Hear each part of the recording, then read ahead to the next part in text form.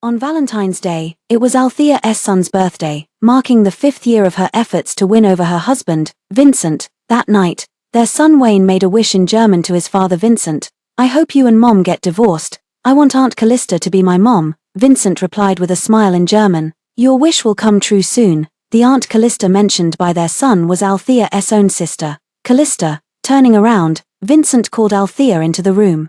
He handed her the pre-prepared divorce papers. "Let's divorce. I'll give you $1 billion as settlement, and you leave the industry to settle abroad." Althea stared at the divorce agreement, her throat tight. "Vincent, did you ever love me?" Vincent set down the divorce papers, looking straight at her. "Althea, have you forgotten you're just a stand-in who married into the Winston family in your sister's place? Now that your sister is back, of course you should step aside."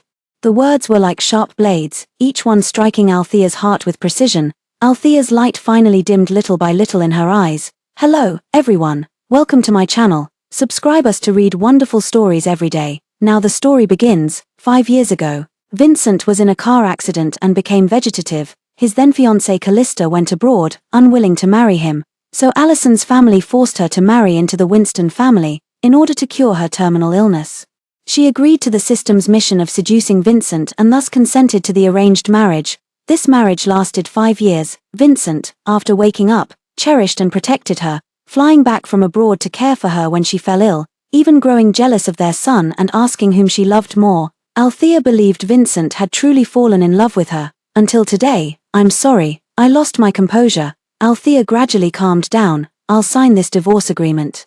Vincent looked at her reddened eyes and thought about how Althea had sacrificed her acting career for 5 years to take care of him, always available at his beck and call, even running out late at night to buy dumplings from the east side of town when he craved them. Despite having a high fever, his heart softened, and he added a promise: "As long as you don't disturb my new life in the future, I'll find time to bring our son to visit you abroad." The room with heating on was as warm as spring. The man's matter-of-fact words stabbed deep into Althea's heart, shredding her affection to pieces. Vincent left without closing the door. Through the half-open doorway, Althea saw their son Wayne outside cheering and celebrating, shouting in German, "Dad, my birthday hasn't come yet. Let's go find Auntie Calista." Auntie Calista played the violin so beautifully last time. "She talks with me in different languages too, and never stops me from eating ice cream. I love being with her. Not like Mom, who insists on making sugar-free chocolate cake for me. I've wanted to say I don't like it for ages. Auntie Calista brings me imported chocolates. Mom's always controlling everything. She and Auntie Calista are real sisters. So why is Mom so annoying?" Word by word, they trampled Althea's years of sincerity into the mud, while Vincent just smiled and said, "Come on, I'll take you to meet Aunt Calista." Althea closed the door expressionlessly. They didn't know Althea could speak 8 languages. She understood every word they said. The son she loved with all her heart wished for her to divorce Vincent, calling her hateful. Althea left sugar out of cakes, fearing it would hurt the child's teeth. Wayne forgot it was she, his mother, who held him in her arms and rushed him to the hospital when he writhed in bed, crying from toothache. She was also the one who stayed up all night telling him stories when he was afraid of thunder. He fell ill with a fever, and it was still her who took care of him tirelessly. Yet for these 5 years, she had given up her bright future and hobbies for the sake of the father and son, but her 5 years of heartfelt devotion couldn't compare to Calista's mere 3 months back. Ding dong. The phone suddenly chimed with a special alert notification. Althea snapped back to reality and picked it up. It was a Vincent's Twitter message popping up. "Only one love in this life, " The accompanying photo showed him tenderly holding hands with Wayne and Calista, standing in front of the old Winston family mansion. After 5 years of marriage, Vincent had never taken Althea back to the old Winston family mansion. He explained that the Winston family elders considered Althea merely an actress, unworthy of him, and feared she would face humiliation if she attended. Thus, over the years, outsiders have mocked that Althea as Mrs. Winston is a title in name only. Now Calista has only been back for 3 months. Vincent has already flaunted Calista by taking her to the Winston family and posting such photos to show off their love. Vincent's tweet quickly topped the trending list at number 1, while the name Althea was forcibly dragged into the spotlight as well. Former movie queen Althea's high society dream shattered. Althea gazed at the unspeakably vile comments, and her heart finally died completely. She logged into her Twitter account, tagged Vincent, and posted a single line, wishing Vincent lovers a happy union, grateful for Vincent's $1 billion divorce fee. She loved Vincent and her son with all her heart, But since they didn't appreciate it, then neither of them deserved her love anymore. After 4 long years, Althea finally called out to the system once more. "System, I request to leave this world forever." 3 seconds later, the system's electronic voice sounded again, according to the mission guide. The host successfully completed the objective by giving birth to a son 4 years ago. Therefore, your request is approved. In 10 days, the host will permanently vanish from this world. Chapter 2, Althea. In fact, the conquest was complete the moment she gave birth to a son, but her heart ached for the child, still so young, and she still loved Vincent, so she stayed and didn't leave, but her sons Wayne and Vincent both rejected her. System comfort, host. Since no one in this world loves you anyway, there's nothing for you to miss. You might as well take the $1 billion breakup fee and enjoy your last 10 days. In 10 days, I'll take you to another world to live freely. The comforting words instead made Althea's eyes redden. How laughable. She lived in this world with parents, a husband, and a son, yet none of those she loved her back. They only liked her older sister Calista, when they were little. Calista performed ballet for their parents, who were so delighted they bought her a house on the spot. Later, at the ballet competition, she won first place. She thought she, too, would earn a word of praise from their parents, but what came instead was Calista pushing her down the stairs. She broke her leg, yet their parents only said, "Who told you to steal your sister's first place? You deserve to break your leg." From that moment on, Althea knew she had no parents. Later, she also held expectations for Vincent, pouring all her love into them, yet now it has only brought her banishment. If that's how it is, then she wants nothing to do with them, none of them. An hour later, Althea walked into the renowned pleasure den Heaven on Earth, clutching her $1 billion fortune. In the grand lobby, pretty boy models on the left cooed Big Sister with honeyed voices, while divine-looking hunks on the right chanted benefactor like monks, stirring irresistible desires, truly worthy of being City H's most extravagant money-burning paradise. Althea strode in and flourished her black card imperiously. "Bring out all your fresh-faced handsome boys. Sister's got money, a cool billion." As the words fell, Althea was suddenly yanked back violently. She turned her head and met Vincent's displeased gaze. "You weren't satisfied with stirring up drama for attention by posting on tweet, and now you've followed me here. Did you come because you knew I'm hosting a welcome banquet for Calista on the 88th floor? Calista is your sister. Why must you always oppose her?" Before Althea could speak, Vincent's son beside him also disapprovingly said, "Mom, stop doing such embarrassing things. You and Aunt Calista are sisters. How can you be so petty? And by degrading yourself like this, you'll only make Dad dislike you even more." Althea felt a sharp sting. Suppressing the ache in her chest, she shook off Vincent's hand. "I have no time to disturb your affection with Calista. My schedule will be public from now on. If you find it bothersome, just stay away." With that said, Althea left without another glance at the father and son, turning to walk away. Meanwhile, Vincent watched Althea's retreating figure, an inexplicable irritation welling up in his heart. That night, Althea stayed directly in the VIP suite of Paradise on Earth. She called many people into the room, bought bottle after bottle of alcohol, yet she merely sat quietly on the sofa, watching them sing wildly and dance. 100,000, 200,000, 500,000 in performance fees. Laughter from the house spilled out the door, filling the night with merriment, yet Althea never laughed even once. Soon, hashtags bearing the name Althea exploded across trending topics online again. Shocking, Vincent spends a fortune to host a welcome home banquet for Calista. Althea drowns her sorrows in alcohol and orders male escorts. Former movie queen Althea splurges $1 billion, entertains multiple men in one night. The comments section has gone wild, with all sorts of remarks. Has Althea stopped caring about her reputation and is now using scandals for attention? Looking at the leaked photos, Althea is surrounded by men. Isn't she afraid of catching something by playing so recklessly? This gold digger is actually the sister of the pure and sophisticated composer Calista. Being stuck with a sister like Althea is the worst luck in the world. You shameless woman coveting your sister's husband, drop dead. Amidst the online storm, Althea didn't once glance at her phone, she just kept drinking one glass after another. The next morning, Althea was awakened by a sudden phone call. Her hangover made her head throb painfully. Groping for her phone with difficulty, she had barely answered when she heard Mrs. Allison shouting furiously, "You ungrateful girl, shameless enough to make a scene online." "I didn't. But the other party didn't even give Althea a chance to speak. You're the one who's improper. And now you've let everyone know Calista has such a lowly sister like you. How will the elders of the Winston family view your sister from now on?" Get out of that filthy place immediately and return to the Winston family now. If you don't salvage your image, I'll freeze your cards. I'll leave you penniless to sleep on the streets." After the scolding, Mrs. Allison hung up the phone, yet those sharp, cutting words were seared one by one into Althea's heart. Althea rubbed her throbbing temples, massaging her aching temples. She comforted herself. "Althea, don't mind it. You'll be leaving this world soon, however." Althea still went back one last time. All her bank cards were registered under Mrs. Allison's name. She had to return to get her ID and transfer the cards to her own name. Only 9 days left, as the system said. She would use the breakup money to live well for the remaining time. An hour later, Althea returned to the home she had shared with Vincent for 5 years. The living room was empty and quiet. Althea thought the father and son weren't home, but after going upstairs, she heard ambiguous moans coming from outside the master bedroom. A sharp pain pierced her heart. Althea trembled as she gripped the doorknob, about to push the door open. A small figure suddenly came charging like a cannonball, shoving her away violently. "Bad mommy, you can't go in. Daddy said he and Aunt Calista are making me a new sister, and you're not allowed to disturb them." Althea met her son's hostile gaze in silence, watching him spread his arms. Standing firm like a righteous protector blocking her path, Althea had never felt more miserable than at this moment. She truly was a failure at life. In the end, she said nothing and simply turned to leave. When sadness strikes, one must find a way to be happy again. Althea went straight to the bank, withdrew every last penny from her card in advance, then called Paradise Club and ordered 7 of their newest, most handsome men. "Today, you'll find a way to make me happy.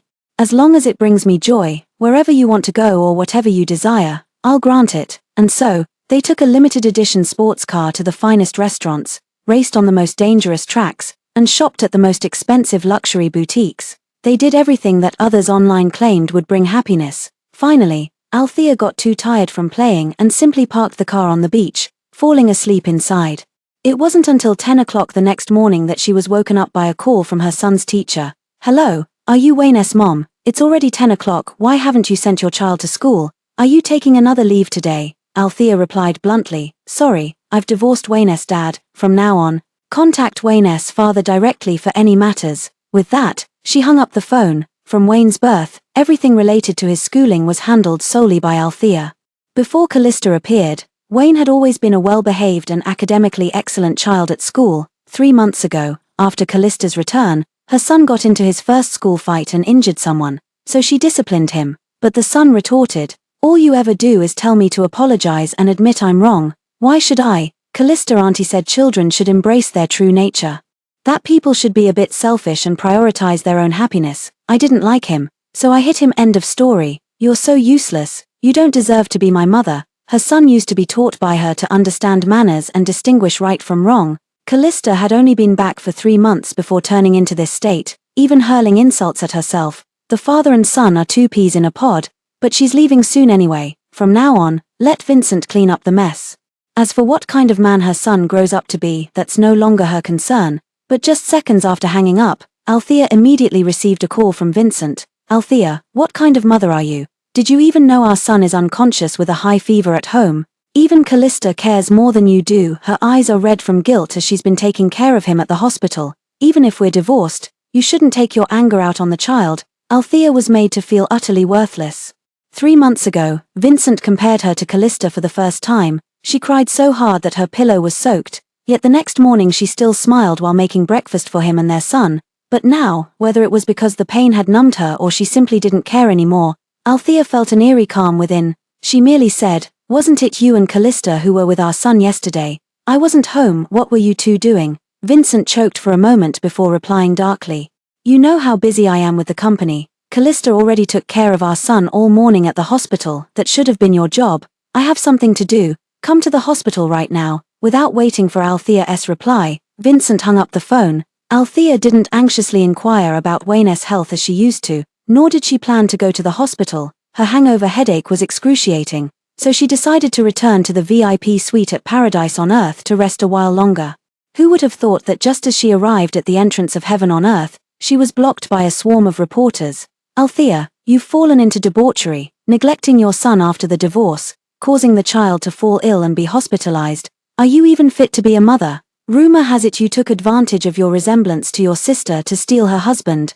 As daughters of the Allison family, The Allison family has never acknowledged you as their own. Did they see through your vile and despicable nature early on? Your sister is now staying at the hospital to care for your son in your place. Aren't you ashamed? What a buzzkill. Althea turned to a camera, pulling out a casual smile from the sea of microphones. Did Calista send you here? The reporters fell into a guilty silence. She wasn't stupid, their questions had all been stepping on her to elevate Calista. Well then, she'd give Calista something to deal with too. Then she threw out a line. You're right, I can't compare to Calista, who went abroad to avoid marriage, made her younger sister take her place in the wedding, and after returning from studying abroad, came back to steal her sister's husband and child. The moment these words exploded, the crowd of reporters erupted again. Althea paid them no further attention and walked straight toward the elevator, heading back to her VIP suite on the 99th floor. To my surprise, right after stepping out of the elevator, I came face to face with Vincent. Vincent strode forward and grabbed her wrist. Althea, who gave you permission to speak recklessly? Do you have any idea how much online backlash has hurt Calista? Althea was about to respond when she tasted iron in her throat. The next second, she coughed up a mouthful of blood. In the hallway, the pristine white carpet was stained crimson with blood. Althea lay in a pool of blood in her red dress.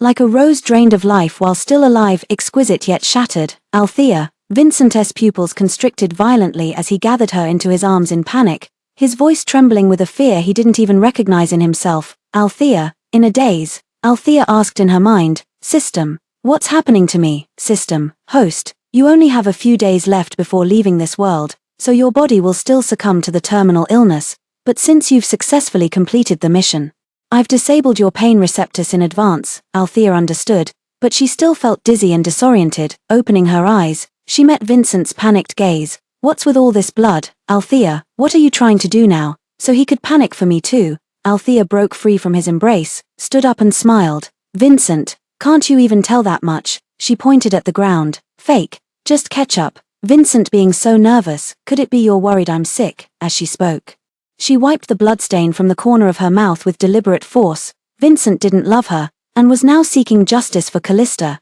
If he found out she was terminally ill and dying, given his disgust for her, he'd probably just say she deserved it. Sure enough, Vincent's face darkened instantly. Althea, stop using these tactics to get my attention. No matter how jealous you are of your sister, you shouldn't publicly slander Calista.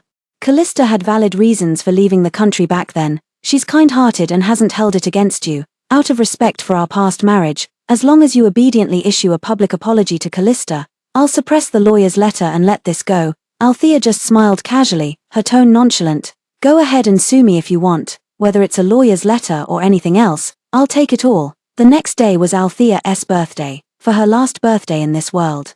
Althea splurged to book the entire Skysea restaurant, the highest and most expensive venue in City H. Throw yourself a beautiful and grand birthday feast, as if bidding yourself farewell. Before the banquet began, Althea ran into Vincent and his son in the restaurant hall. Vincent seemed to have been waiting for her on purpose, walking straight toward her, yet his first words were, Althea, cancel your birthday banquet. Althea was stunned, then laughed. You think I'll just cancel it because you said so? In the past, Althea was obedient and docile. Vincent was unaccustomed to her speaking to him this way, his expression darkening slightly. Today, I will be here to clear the rumors about Calista. Althea remained utterly unmoved, showing none of her former docility. What does this have to do with me? As he finished speaking, his son Wayne tugged at Vincent's hand and said in German, Dad, let's go, since Mom won't listen to reason. She deserves the embarrassment. Vincent's expression also turned cold as he warned Althea in a low voice. Don't say I didn't warn you. Althea said no more and turned to leave. Regret. The greatest regret of her life was truly falling in love with Vincent during the conquest. At 8 o'clock in the evening, Althea's birthday party began right on schedule. On the big screen, a rolling display continuously played the birthday wishes everyone had recorded for Althea in advance. Some wished for her early comeback, others wished her eternal youth. Althea smiled brightly as she accepted toast after toast from them, her slightly tipsy face flushed pink. Thank you all for your blessings. I'm very happy today. As the words fell, someone switched the large screen to a live web broadcast. Mr. Allison Mrs. Allison's faces suddenly appeared. Althea deliberately slandered her own sister, behaving despicably. From today onward, we sever all ties with her. The next moment, Vincent and Wayne's faces appeared on the big screen. My mother Althea abandoned me when I was sick to fool around with male models. I want to sever the mother-son relationship with her. Althea and I are divorced. She has maliciously tarnished the reputation of my fiancé, Calista. From today onward, Althea is banned from all Winston family properties. I hope Althea leaves the Sea View restaurant immediately. The Sea View restaurant happens to be a property under the Winston family's conglomerate. The lively birthday party fell silent in an instant. In the vast banquet hall, only the icy expressions of the Winston father and son, identical on the screen, remained. The live broadcast was quickly cut off. But Althea's birthday celebration was already ruined. Althea was also escorted out of the Sea View restaurant by security. Her final birthday in this world ended in regret after all. Since the birthday banquet concluded, Althea became the butt of public ridicule. With overwhelming online abuse directed at her, they photoshopped memorial portraits of her and spread malicious rumors. Althea is about to leave, turning off her phone and not dwelling on these matters. She stayed secluded, holed up in the VIP suite on the 99th floor of Paradise in the Sky. In reality, her health had been deteriorating. Even though the system had blocked her pain sensations, her body remained weak, and she often coughed up blood. In a daze, she seemed to see Vincent's familiar figure again. He held the medicine, just like during their newlywed days, gazing at her tenderly and caring for her by her bedside. You're awake. Drink the medicine while it's still warm. You're here. Althea instinctively reached out her hand. Bang, bang. The knocking sound came at that moment. The medicine was gone. The man was gone. Althea snapped back to reality, gave a self-deprecating smile, and struggled out of bed to answer the door, thinking it was the room service waiter. When she opened it, what met her eyes behind the door was Vincent's face. In confusion, Vincent frowned, his expression unnatural as he said, I publicly cut ties with you for your own good, otherwise your parents would sue you. Honestly, if you just apologize to Calista and admit you slandered Calista.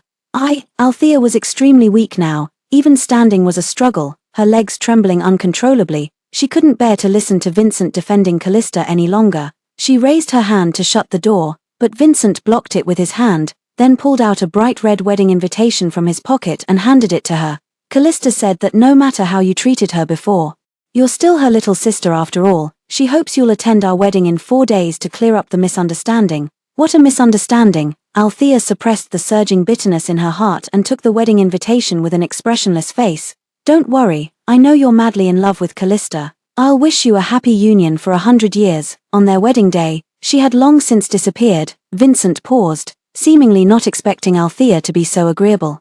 And a strange feeling welled up in his heart. He opened his mouth, about to say something more, when Althea slammed the door shut with a bang. As soon as she entered the room, Althea coughed up 2 mouthfuls of blood in succession. At that moment, the system announced, host's countdown to leaving this world, 3 days. Althea wiped the blood from her lips and looked out the window, just catching sight of the city's tallest billboard, which prominently displayed Vincent and Calista's wedding photos, a perfect match between devoted lovers. 3 final days, Althea wanted to spend them smiling. Night fell. Summoning her remaining strength, she applied vibrant makeup, called for companionship, and hired dozens of bodyguards before leading the entourage to City H's most bustling host club. Just 3 days left, and she didn't want to be disturbed anymore. Yet when Althea arrived at the club in trance with her entourage, she once again encountered Vincent and his son. Both approached her with grim expressions, Vincent's chilling aura forcing others to step back. Althea, if I hadn't paid off the reporters, do you realize you'd be trending again today? Your sister and I are getting married in 4 days. No matter how unhappy you are, you shouldn't come to such a place to degrade yourself. With a stern face, the son disapprovingly said, Mom, must you steal Calista Auntie's spotlight?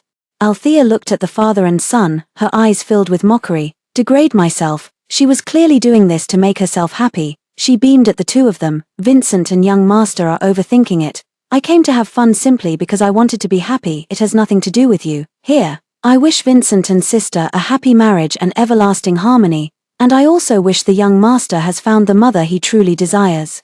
Althea dropped her words and left with her entourage in a grand procession. She could feel the scorching gaze behind her, but she couldn't care less. Only 3 days remained before she would leave this world completely. She had slaved away for Vincent for 5 years without complaint. He only needed to endure 3 days. It was the least he could do. Althea partied at the club until midnight. When she returned to her suite, she happened to receive the 88th call from Vincent. She swiped to answer.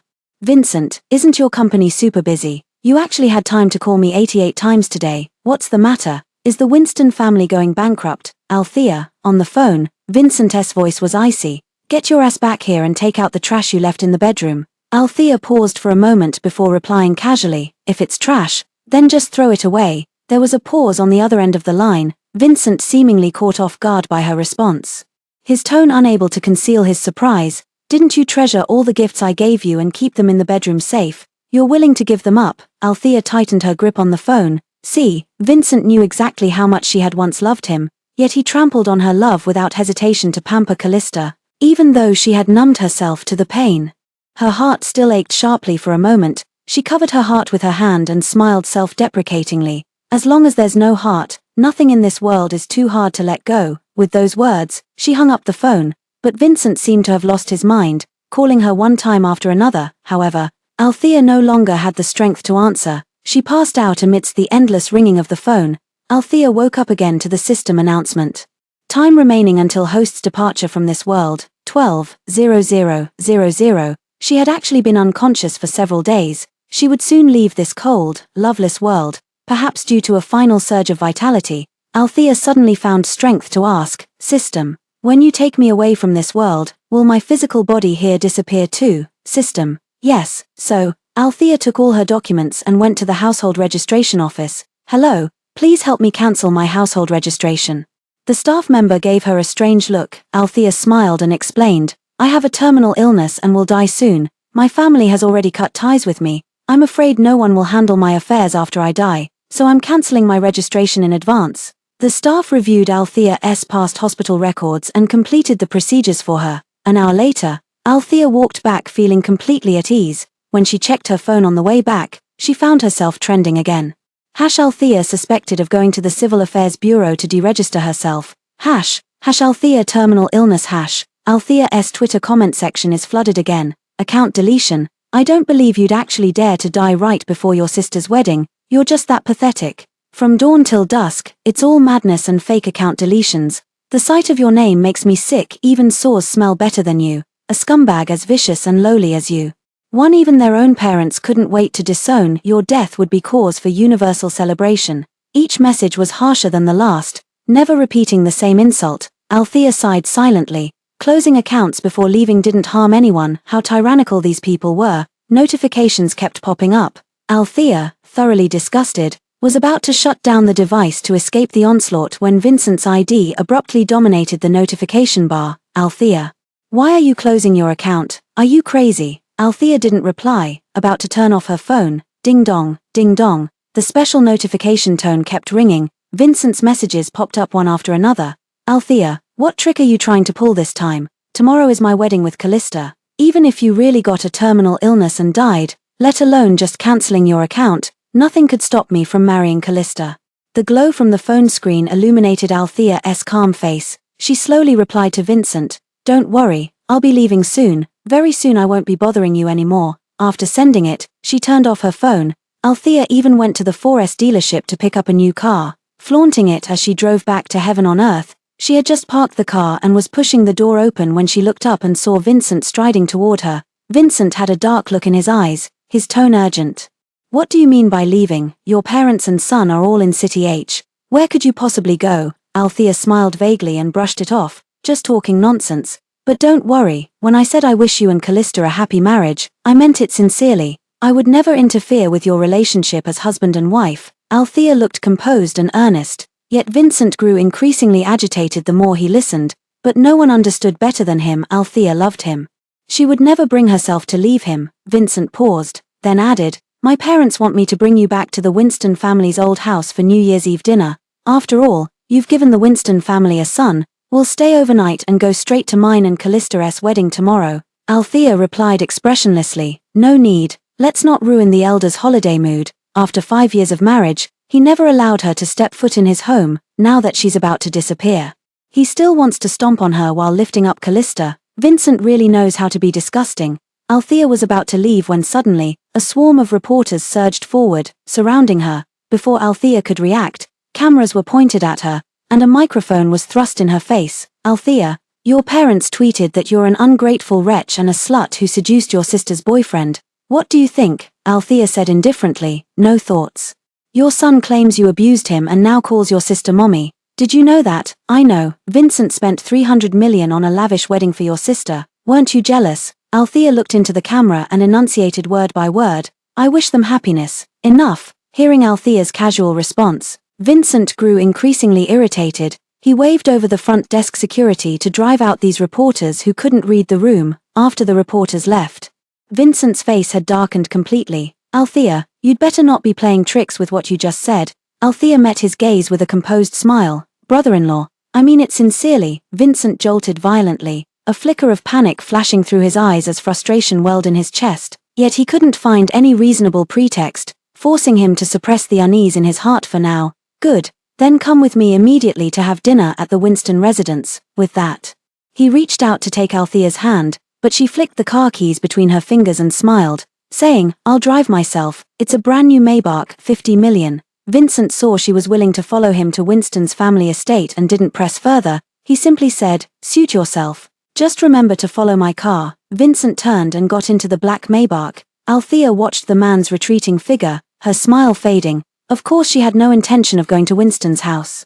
She didn't argue because the system notification appeared, host's remaining time in this world, 00:10:00. In 10 minutes, she would vanish. Althea followed Vincent's black Maybach onto the road. When stopped at a red light, her phone chimed with a ding-dong. She opened her phone to see Calista had posted on Twitter, the rest of my life is long, but at least I didn't miss you. At Vincent, the accompanying photo was a selfie of her holding a marriage certificate.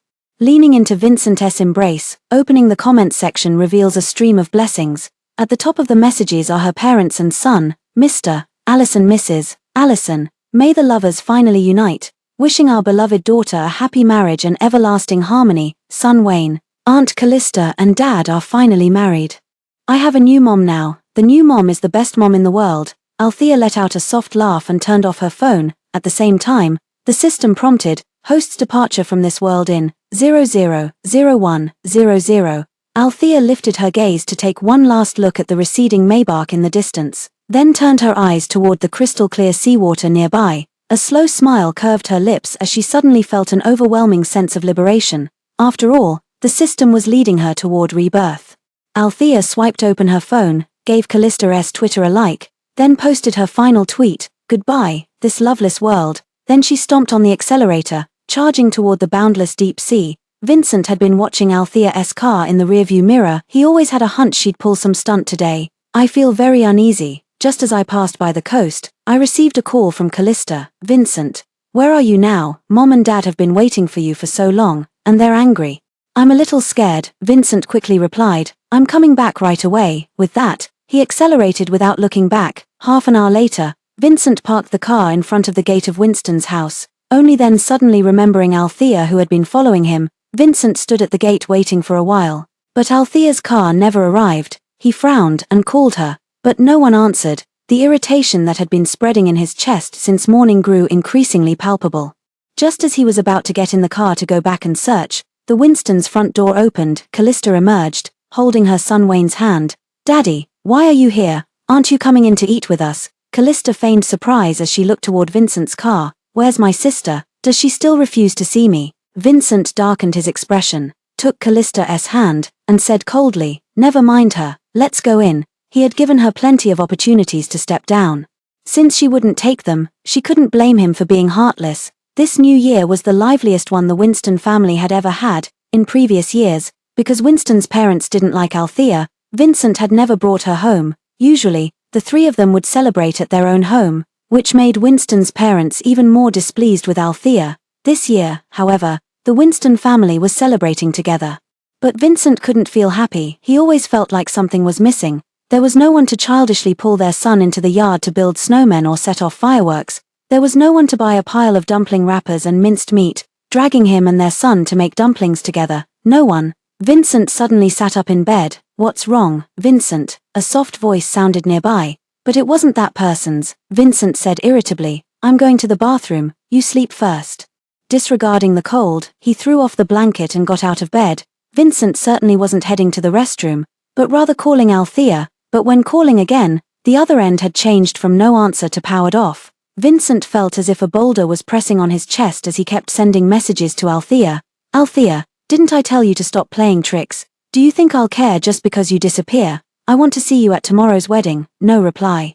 Ever since their divorce, Althea had rarely messaged her. Vincent stood by the window lost in thought, only to realize he'd been scrolling through old chat records with Althea.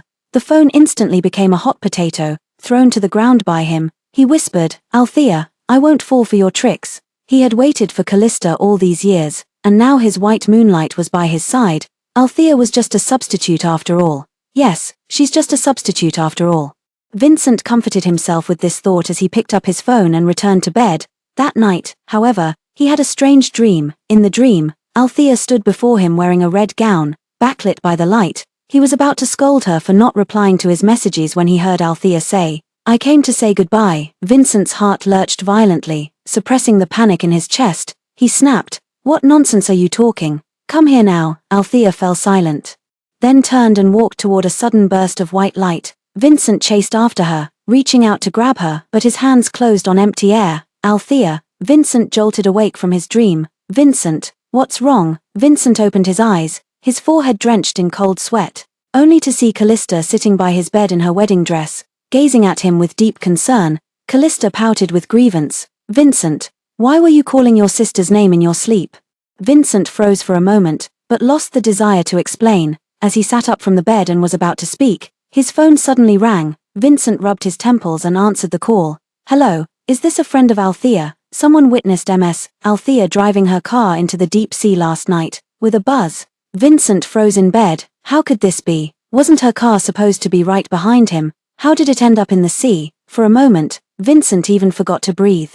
His voice hoarse when he spoke. "Then where is Althea?" The other person replied gravely, "We haven't found Althea in the vehicle yet, but we're doing everything we can in the search and rescue." Even after the call ended, Vincent remained in a daze. "What's wrong, Vincent? Our wedding is about to start. You should change into your suit first." As the call disconnected, Vincent finally managed to snap out of it, his gaze falling upon the exquisitely made-up Calista standing before him in her wedding dress. But he didn't feel happy at all. He felt somewhat lost, a sense of suffocation welling up from within, leaving him restless and uneasy. Yet soon, he became convinced this must be Althea's scheme. Calista had said this woman was malicious and deeply cunning. It was she who drove away Calista in order to marry Vincent, now that he and his beloved have finally reunited. How could he be bewitched by her again? Vincent took a deep breath and flashed a smile at Calista, saying gently, "All right, I'll change my clothes right away." Calista finally let go of the anxiety in her heart. The wedding was about to begin, broadcast live worldwide to millions of viewers. Every seat in the venue was filled, and Vincent stood on the stage, watching Calista in her pristine white wedding dress walk step by step toward him. His peripheral vision couldn't help but scan the audience seats, yet from the wedding's commencement until now, Althea hadn't appeared. She must be doing this deliberately, intentionally making him restless, forcing him to think about her. Vincent took a deep breath and fixed his gaze intently as Calista approached him. Son Wayne presented them with rings, smiling sweetly as he said, "Wishing Dad and Calista Auntie a lifetime of happiness, from now on. Calista Auntie will be my mom." Vincent gazed into his son's clear eyes, his heart skipping a beat. Back when he married Althea, Althea had looked at him with those very same eyes. Vincent wanted to laugh, but suddenly found himself unable to, until the wedding ended. Vincent and Calista returned to their bridal chamber. Althea never appeared. Vincent called the manager of Paradise on Earth, who said Althea had already checked out yesterday, leaving nothing behind in the room. His finger hovered over the number that had called this morning, about to press it, when the bathroom door suddenly swung open. Vincent froze for a moment, then turned off his phone. Looking up, he saw Calista walking toward him shyly in a semi-transparent silk nightgown. "Vincent, let me bear your child." Calista sat on his lap, wrapping her arms around his neck. Normally, Vincent could never resist Callista's charms, but for some reason, he couldn't calm down today. "Let's talk about children later. Don't we have Wayne now?" Calista flashed a hint of disgust in her eyes but said softly, "Don't you want a child of our own?" Vincent frowned and said, "Didn't you say you'd treat Wayne as your own son in the future? Wayne likes you very much too." But Callista's words were cut short as her phone suddenly started buzzing with notifications. Vincent pushed the person off him and checked his phone, only to find Althea trending on social media. He sneered coldly, wanting to see Althea up to her usual tricks again. Instead, what caught his eye were several explosive trending hashtags. #Althea drowned in car suicide attempt #. Vincent shot to his feet, his mind completely blank. Althea committed suicide. Little sister, why are you pulling this trick again? Calista's disapproving voice sounded beside them. Vincent, startled, suddenly looked at Calista and asked hoarsely, "What do you mean?" Calista, seeing his bloodshot eyes.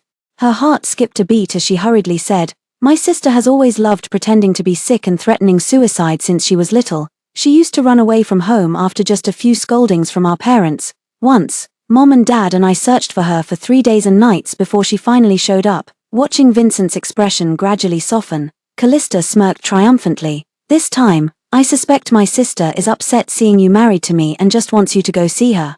Calista grabbed Vincent's hand, feigning grievance. "It's all right, Vincent, if you want to see her, go ahead. You mentioned before about bringing my sister to live with us. I agree. Bring Althea over. Calista has plenty of ways to make her back off on her own and make Vincent loathe her even more." Vincent indeed looked guilty and said softly, "Calista, you're always so understanding." Calista lay in Vincent's arms, sneering coldly. Althea's trending topic stayed online for 3 days and nights, with nearly all the comments being scathing. "Althea would never commit suicide, that selfish and vicious woman." Exactly, no body found dead or alive, probably just trying to scam everyone's sympathy. What a drama queen. "Hope we see Althea's corpse tomorrow." Vincent watched these malicious comments in his office, yet inexplicably felt relieved. Even netizens are saying it. Seems like she's staging this drama herself again. Vincent continued messaging Althea. "Althea, stop pretending, or don't blame me for exposing your true colors online. Do you really think acting like this will make me change my mind?" As usual, there was no reply. Vincent turned off his phone in frustration. That evening, Vincent had an impromptu meeting and left work very late. When he checked his phone, he found that the kindergarten teacher and Wayne had called him many times. Vincent immediately called his son back. As soon as the call connected, he heard his son's sobbing voice on the other end. "Dad, why aren't you and Aunt Calista answering my calls? I'm still at kindergarten." Vincent was startled and quickly replied, "What's going on? Stay in the security room, I'm coming to get you now." Kindergarten matters were usually handled by Althea. He'd never had to worry about them before. After marrying Calista, she automatically took over these responsibilities. Wayne liked her, and Vincent felt at ease. "What's going on today?" Vincent felt a surge of irritation. Althea would never make such a mistake. Even when she couldn't go herself, she would arrange for a driver. But Calista couldn't care less. Vincent found Wayne with his face streaked with tears. The security guard sighed. "What a tragedy. How could you parents be so irresponsible? The child has been here for half a day without eating, and the teacher couldn't reach you by phone." Vincent awkwardly thanked him and took Wayne to the car. Vincent explained, "I was in a meeting and didn't check my phone. Calista might have forgotten too. I'll ask her when we get home." Wayne hugged his arms, sniffled, and whispered, "Mom never forgot about me when she was busy before." The car fell silent instantly. Vincent tightened his grip on the steering wheel. Vincent wasn't foolish enough to call Calista directly to ask about the situation. Instead, he inquired with the housekeeper whether Calista was home. Auntie said Calista went back to her parents' home. Vincent drove straight back to Allison's house. Allison's house had its front door open, and Vincent could hear Callista's voice from outside. "I asked him last time, and he didn't seem to want me to have another child." Then came Vincent's mom's voice. "How could that be acceptable? Wayne isn't your child after all. You should have one of your own, only then can you truly secure his heart." Calista said impatiently, "I know, but he won't allow it." "I don't dare say more. Do you think I like Wayne? That kid is so annoying. I really don't know how Althea puts up with him." Vincent and the Wayne next to him widened his eyes in disbelief, tears rolling down his cheeks in large drops. Vincent had icy eyes and a face as dark as the bottom of a pot. Meanwhile, the conversation inside continued. Vincent's dad said earnestly, "Calista, before you have your own child, you should still treat him well. What if he complains to Vincent?" Calista no longer wore her usual gentle expression. "I know, Dad, but every time I see that little bastard, I think of Althea. Did you know, Vincent actually said he wants to bring Althea back to live with us." Vincent's mom complained resentfully. "Back when we arranged for you to marry Vincent, you refused because you looked down on him being a vegetative state. That's why we had no choice but to make your younger sister marry him instead. If you had actually married him back then and waited for Vincent to wake up, you might have secured the position of Mrs. He by now. There wouldn't even be any business with Althea." Calista quickly linked arms with Mrs. Allison and coquettishly acted spoiled. "Mom, how could you really bear to make me marry a vegetative man? Besides, wasn't I thinking that marrying my wealthy boyfriend abroad could also help our family?" Mr. Allison snapped, Enough, enough. The matter is already settled. Just make sure Vincent doesn't find out about these things. No need to investigate, haven't we already found out? A cold voice came from the doorway. The three people in the hall froze simultaneously, as if someone had hit the pause button. Watching Vincent lead Wayne inside, Calista's face instantly paled. And she immediately reached out to grab Vincent's hand, only for him to dodge her touch. Vincent, let me explain. Get lost. You disgust me. Callista's eyes instantly reddened as she turned to look pleadingly at Wayne beside her. Wayne, didn't you always like Auntie the most? Please believe me. Wayne violently shook off her hand and shouted angrily, Get away from me, you wicked woman. You're the one who drove my mother away. Mrs. Allison hurriedly stepped in to mediate, forcing an awkward smile as she said, Vincent, we were just joking earlier. Really? Vincent's face turned icy, causing the temperature in the hall to plummet. Whether it's true or not, I'll naturally find out. Vincent turned his head with a mocking smile toward Calista, his voice cold as he said, but before that, prepare the divorce papers first. Calista widened her eyes in disbelief, exclaiming, Vincent. Vincent lost all patience to deal with the trio and quickly led Wayne out of Allison's house. Once in the car, Wayne was still crying. Meanwhile, Vincent dialed the same number from last time. Hello, has anyone come to claim that car yet? And, have you found her? The other person said, No, the current was too strong. Perhaps, that's impossible, Vincent gasped, abruptly hanging up the phone before immediately calling his secretary. Find out where Althea went, now. 10 minutes later.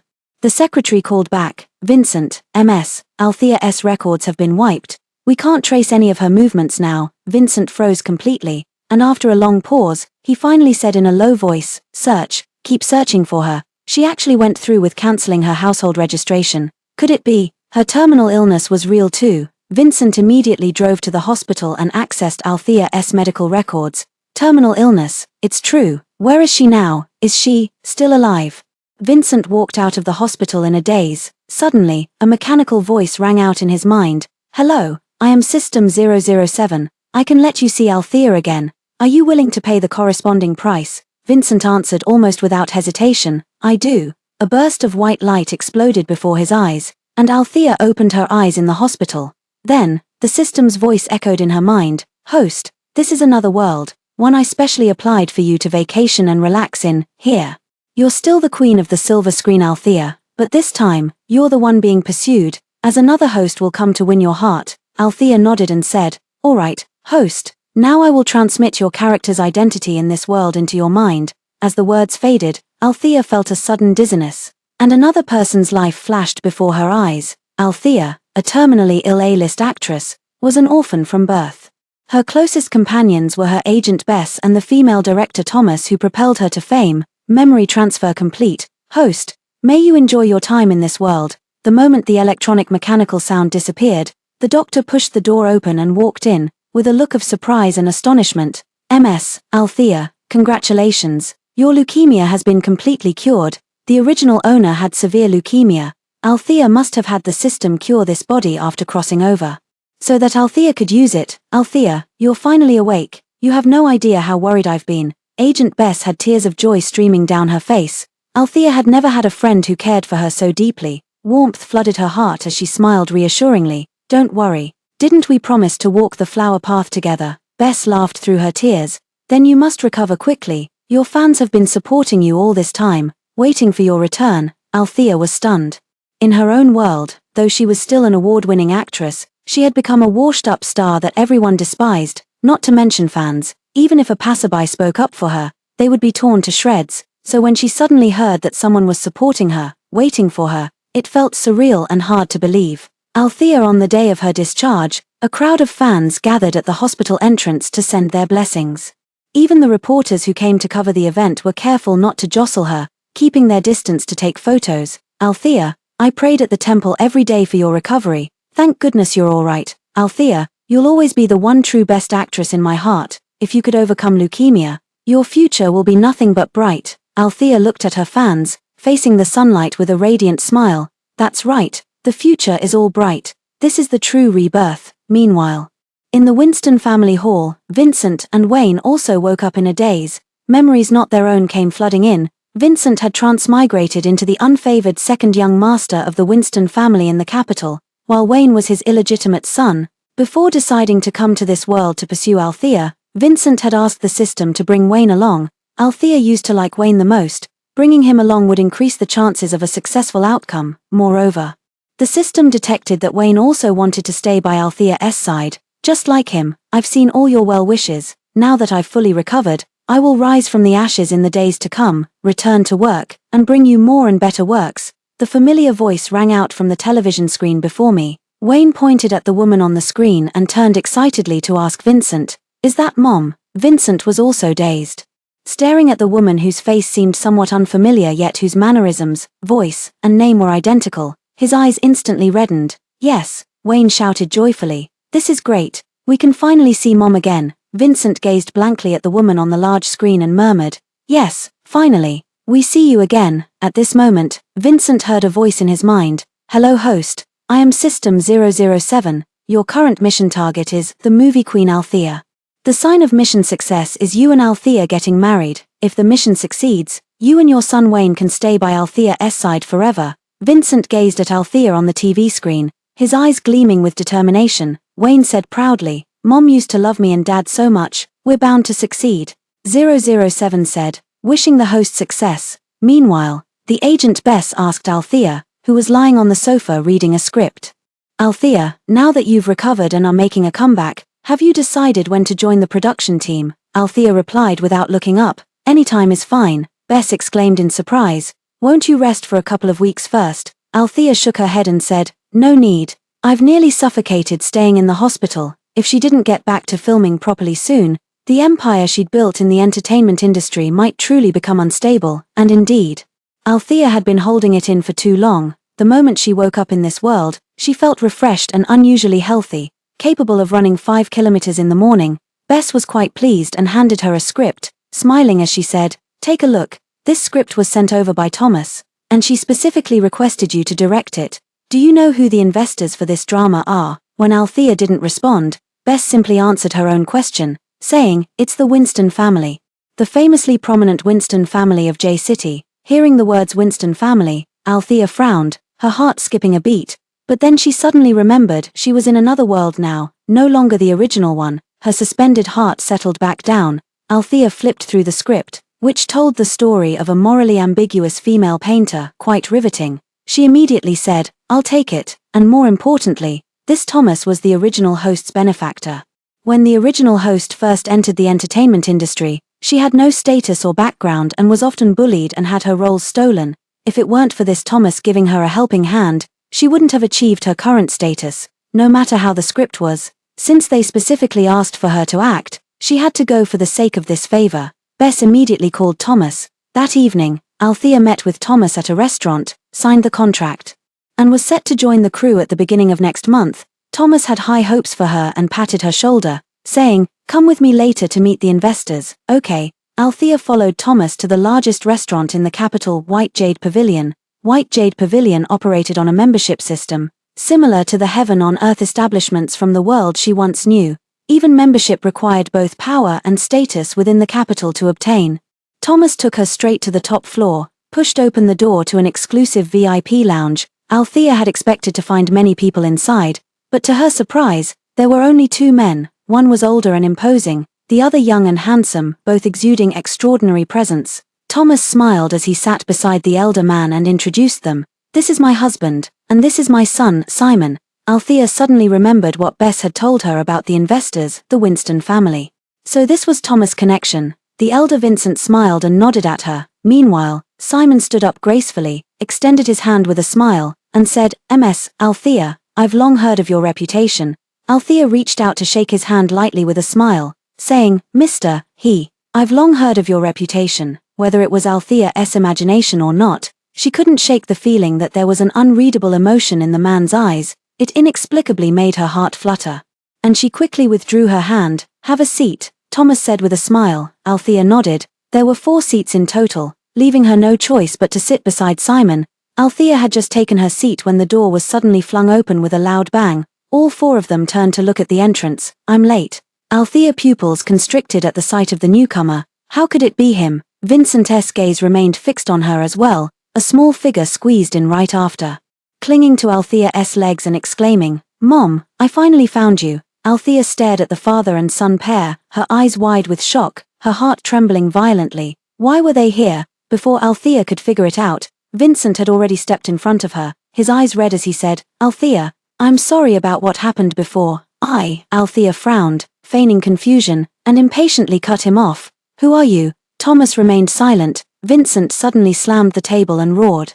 "Vincent, who gave you permission to come here?" Vincent smiled faintly and said calmly, "Dad, am I not your son?" Vincent said coldly, "I don't have a son like you. Get out and take your bastard with you." Vincent's eyes darkened slightly as he said in a low voice, "He's not a bastard." With that, Vincent's gaze fell heavily upon Althea as he murmured, "Althea, he's not a bastard, is he?" Father and son also looked at Althea with eager anticipation. Althea feigned confusion and innocence.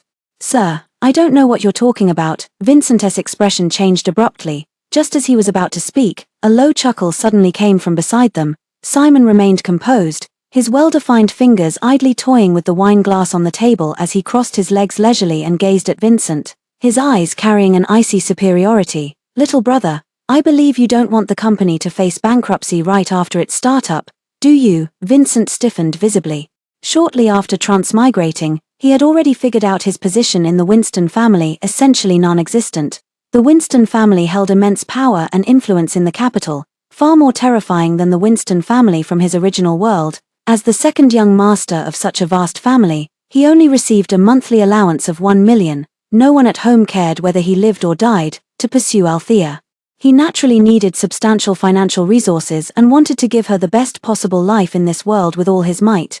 Yet the Winston family was an impenetrable fortress to him, as its current head was his eldest brother, Simon. This man was the first in both worlds who could instill immense pressure in Vincent and make him feel genuine terror. The blade fell without mercy. He knew he stood no chance against him. Left with no choice, Vincent started his own business.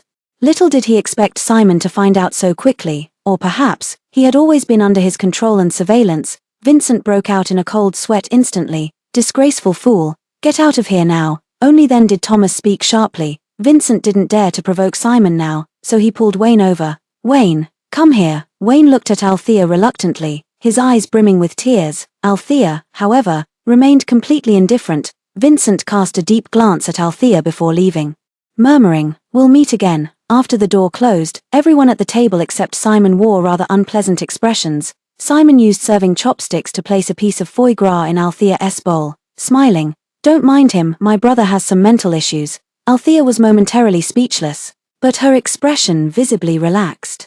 Thomas also sighed and said, "Althea, I'm sorry you had to see this. I originally wanted to introduce you to my family today. After working together for so many years, I've long regarded you as both a daughter and a friend." Althea raised her glass to Thomas with a smile and said graciously, "Auntie Yi, I'm truly happy you trust me so much." The atmosphere at the dinner table finally began to warm up. Simon was a humorous and witty man who never let the conversation at the table falter. Meanwhile, Althea silently called out to her dormant system in her mind. After a crackling static sound, the system explained, "Host, Vincent is the one who's come to conquer you." Althea paused, then asked the system, "And what if he fails?" The system replied, "If he fails, he'll be sent back to his original world, and you'll never have to see him again." Althea nodded thoughtfully. Midway through the meal, Althea excused herself to the restroom. When she came out, she saw two figures, one tall, one small, waiting for her by the women's restroom entrance. She ignored them outright, but as she walked past, Vincent grabbed her wrist. "Althea, must you really pretend not to remember me? No matter how much you hate me, we still have a child together. Are you going to abandon him too?" Vincent pleaded in a beseeching tone, yet his hand remained tightly clenched around Althea's wrist, refusing to let go. Althea turned her head to look at him, that glance cold and unfamiliar. Vincent's heart skipped a beat, his hand loosening instinctively, and Althea quickly withdrew her hand as well. "Second young master, we've never even met before. Where would hatred come from?" Althea maintained a calm expression and steady tone. For a moment, Vincent even genuinely felt like he might have mistaken her for someone else. In the past, Althea had been utterly devoted to him, coquettish and sweetly smiling, yet the indifference of the person before him now struck like a hammer, crashing brutally upon his head. "Mom, don't you remember me? I'm Wayne." Wayne grew so anxious his eyes reddened, reaching to embrace Althea, only to be gently pushed away by Althea. "Little one, it's better not to call just anyone Mom. Second young master." He I'm only giving you any courtesy out of respect for Thomas. Please don't harass me again." With that, Althea brushed past the stunned father and son and walked away without looking back. Vincent stared blankly at Althea's retreating figure, calling out to the system in his mind, "Is she really Althea? The Althea from my world?" System 007 replied, "Host, the system does not make mistakes." A surge of bitterness rose from Vincent's throat, quickly spreading throughout his body. The Althea of the past, who cradled their child in her hands, how could she say such things? She must still be angry, still upset about him marrying Calista. She had loved him so deeply, how could she just stop loving him like that? She must be testing him. Vincent clenched his fists, staring intently in the direction where Althea had left. This time, he absolutely wouldn't let go. Did something happen on the way here? Althea had just taken her seat when Simon beside her, as if sensing her thoughts, turned to ask. Althea didn't conceal it either, saying, "I ran into second young master he and exchanged greetings." Not only Simon, but also Vincent and Thomas had their expressions darken. Thomas sighed and said to Althea, "Sorry, Althea, Vincent, he's always been extreme and opinionated since childhood, often fooling around with women. A few years ago, he even brought home a child from who knows where. Next time he dares to harass you, just let me know." Althea nodded in agreement. In City H she was the less favored sister, but their positions were reversed in the capital. Althea felt this must have been deliberately arranged by the system as well. Althea seems quite interested in my brother." At that moment, Simon suddenly leaned close to her ear and whispered. Simon spoke in a deep, magnetic voice, his warm breath brushing past Althea's ear like a feather's delicate touch. She instinctively shrank her neck slightly, while Simon had already politely stepped back to maintain a respectful distance. Althea replied calmly, "No, I was just curious." Simon's eyes darkened slightly as he said ambiguously, "If you want to know, you can ask me anytime." After finishing the meal, Simon picked up his car keys and stood up, warm and polite. "It's late and unsafe. Let me take Althea home." Althea quickly replied, "No need to trouble yourself. My place isn't far from here." Simon smiled and said, "No trouble at all." Thomas glanced at Simon and said to Althea, "Althea, if he wants to give it, just let him." Althea could no longer refuse. Simon drove a Mercedes E-Class, so understated that Althea couldn't help giving it a second glance in surprise. Simon explained gently, Althea is a household name. Driving something too flashy would draw too much attention." That's what he said. But this was his car. What did it have to do with her? Or perhaps, Simon had already decided to give her a ride today and deliberately chose this car. Althea found Simon hard to figure out, from the very first meeting. Simon gave her an indescribable sense of danger. Even Vincent seemed a little afraid of him. When it came to people she couldn't understand, Althea felt it was better to keep her distance, lest she get burned. After getting in the car, Althea gave the address. Simon seemed to twitch the corner of his lips when he heard it, but soon Althea understood why he had smiled. Althea lived in an upscale apartment complex where outside vehicles weren't supposed to enter. Simon's car easily entered the underground garage. After parking, he casually unbuckled his seatbelt, a flicker of amusement in his eyes as he explained, "When I heard you give the address earlier, I realized Althea and I are quite fated. We even live in the same place." Althea paused for a moment, then showed just the right amount of surprise. What a coincidence indeed. Even more coincidentally, when they entered the elevator, Althea discovered Simon lived right across from her. Two households sharing one staircase, with their front doors even facing each other. If I hadn't heard from my mother about Althea's clear and upright character, I would have suspected Althea did this on purpose. Simon raised an eyebrow, seizing the initiative. His eyes slanted slightly at the outer corners, and when he smiled, it carried a casual air that effortlessly dissolved the somewhat tense atmosphere. Althea forced a dry laugh. "Yeah, what a coincidence," she thought to herself. Shouldn't that line be coming from her instead? Who would believe that the powerful head of the Winston family actually lived in an apartment complex? Shouldn't they be in some grand manor or estate? Althea now only felt that the person before her was unfathomable. After exchanging a few perfunctory words and greetings, she hurried home. This Simon always gave her a sense of danger. Though outwardly gentle and refined, Althea felt there was more to this person. Far from being as easy to get along with as they appeared, the day soon arrived for her to join the film set. Many fans sent gifts to the set to celebrate her first day back at work after recovering from a serious illness. Althea posted on Twitter thanking her fans, but a comment from Vincent made her trending topic explode. Vincent, at Althea. "I hope everything goes well for you, and may you keep getting better." The trending hashtag was #Winston family's second young master Vincent publicly confessing his love to Althea. Althea really didn't want to be associated with Vincent, but Bess said the best way to avoid association was not to reply, because Vincent is portrayed in this world as a powerless playboy from a wealthy family, a philandering womanizer, and a notorious figure on Twitter's trending list. Being associated with Vincent does no favors for Althea's reputation. She had no choice but to turn off her phone and stop looking. That very night, she received another call from Bess. On the phone, Bess exclaimed in shock, "Quick, check the trending topics." Althea groggily opened her phone to see two explosive trending topics bearing her name. #Winston family brothers publicly congratulate actress Althea. Brothers turn against each other for love. Althea and Simon.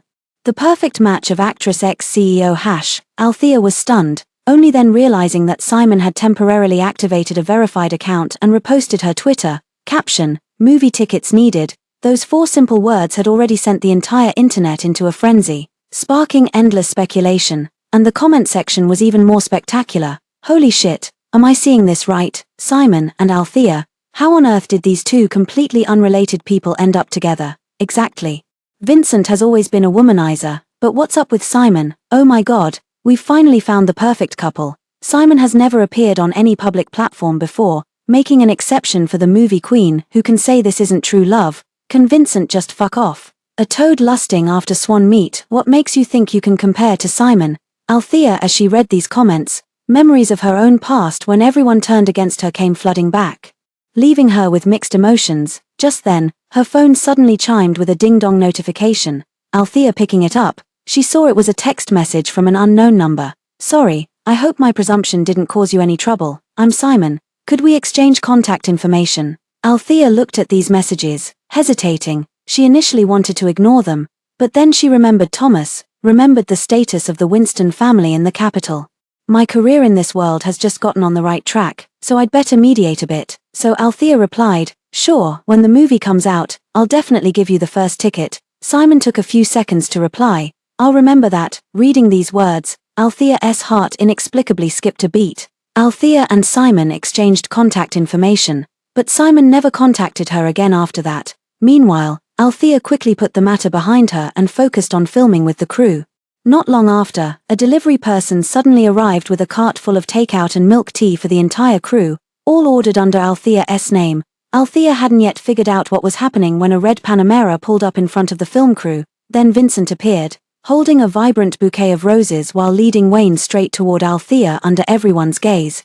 "Althea, I remember you love sports cars. This is the first fortune I've made in this world, it's for you." Vincent smiled tenderly as he spoke, extending both the flowers and car keys toward Althea. Outside the film set, surrounded by countless paparazzi, Althea knew she was probably about to trend on social media again. She took a deep breath, waved away whatever Vincent was trying to hand her, and said coldly, "Second young master I've made it clear we're not close. I'm working right now, could you stop bothering me?" Vincent was about to respond when a deafening boom erupted from the street. Not only Althea and Vincent, but even the onlookers nearby were startled. Coming back to her senses, Althea looked up to see that the Panamera Vincent had been driving was now a pile of scrap metal. The front of the off-road vehicle only had a noticeable dent, and the person inside pushed open the door, stepping out with long legs as they casually walked over. "Sorry about that. The car in front was a bit in the way." Simon walked up to Althea, then turned his head with a chilling smile to glare at the grim-faced Vincent. "Looks like I wrecked my little brother's car. You don't mind, do you? Want me to pay for it?" Each of these three consecutive questions made Vincent's expression grow darker by the second. "Dad, our car." Wayne glared furiously and gave Simon a hard shove. "You bad person. Give our car back and stay away from my mom." But Simon was a grown man, there was no way a little kid could push him around. Simon looked down at the child who barely reached his waist and said with a mocking smile, Now kid, you shouldn't go around calling random women your mother." Wayne got scared and quickly hid behind Althea, clutching her arm while glaring at Simon with wide eyes. "Mom, this bad guy is bullying me. Don't you love me the most? Why aren't you scolding him for me?" The surrounding crowd had already begun casting curious glances. Althea could already imagine tomorrow's Twitter trending topics. She took a deep breath and looked expressionlessly at Vincent. "Second young master please take your son and leave. I'm working right now. Do you want me to keep getting bashed on trending topics tomorrow?" Vincent immediately grew flustered and hurried to explain. No, Althea, little brother should leave quickly. My temper isn't as good as Althea's. Simon's smile had already turned cold in his eyes. Vincent, even as foolish as he was, knew he held no advantage now. He couldn't utter a single word, and could only slink away with his son in a taxi.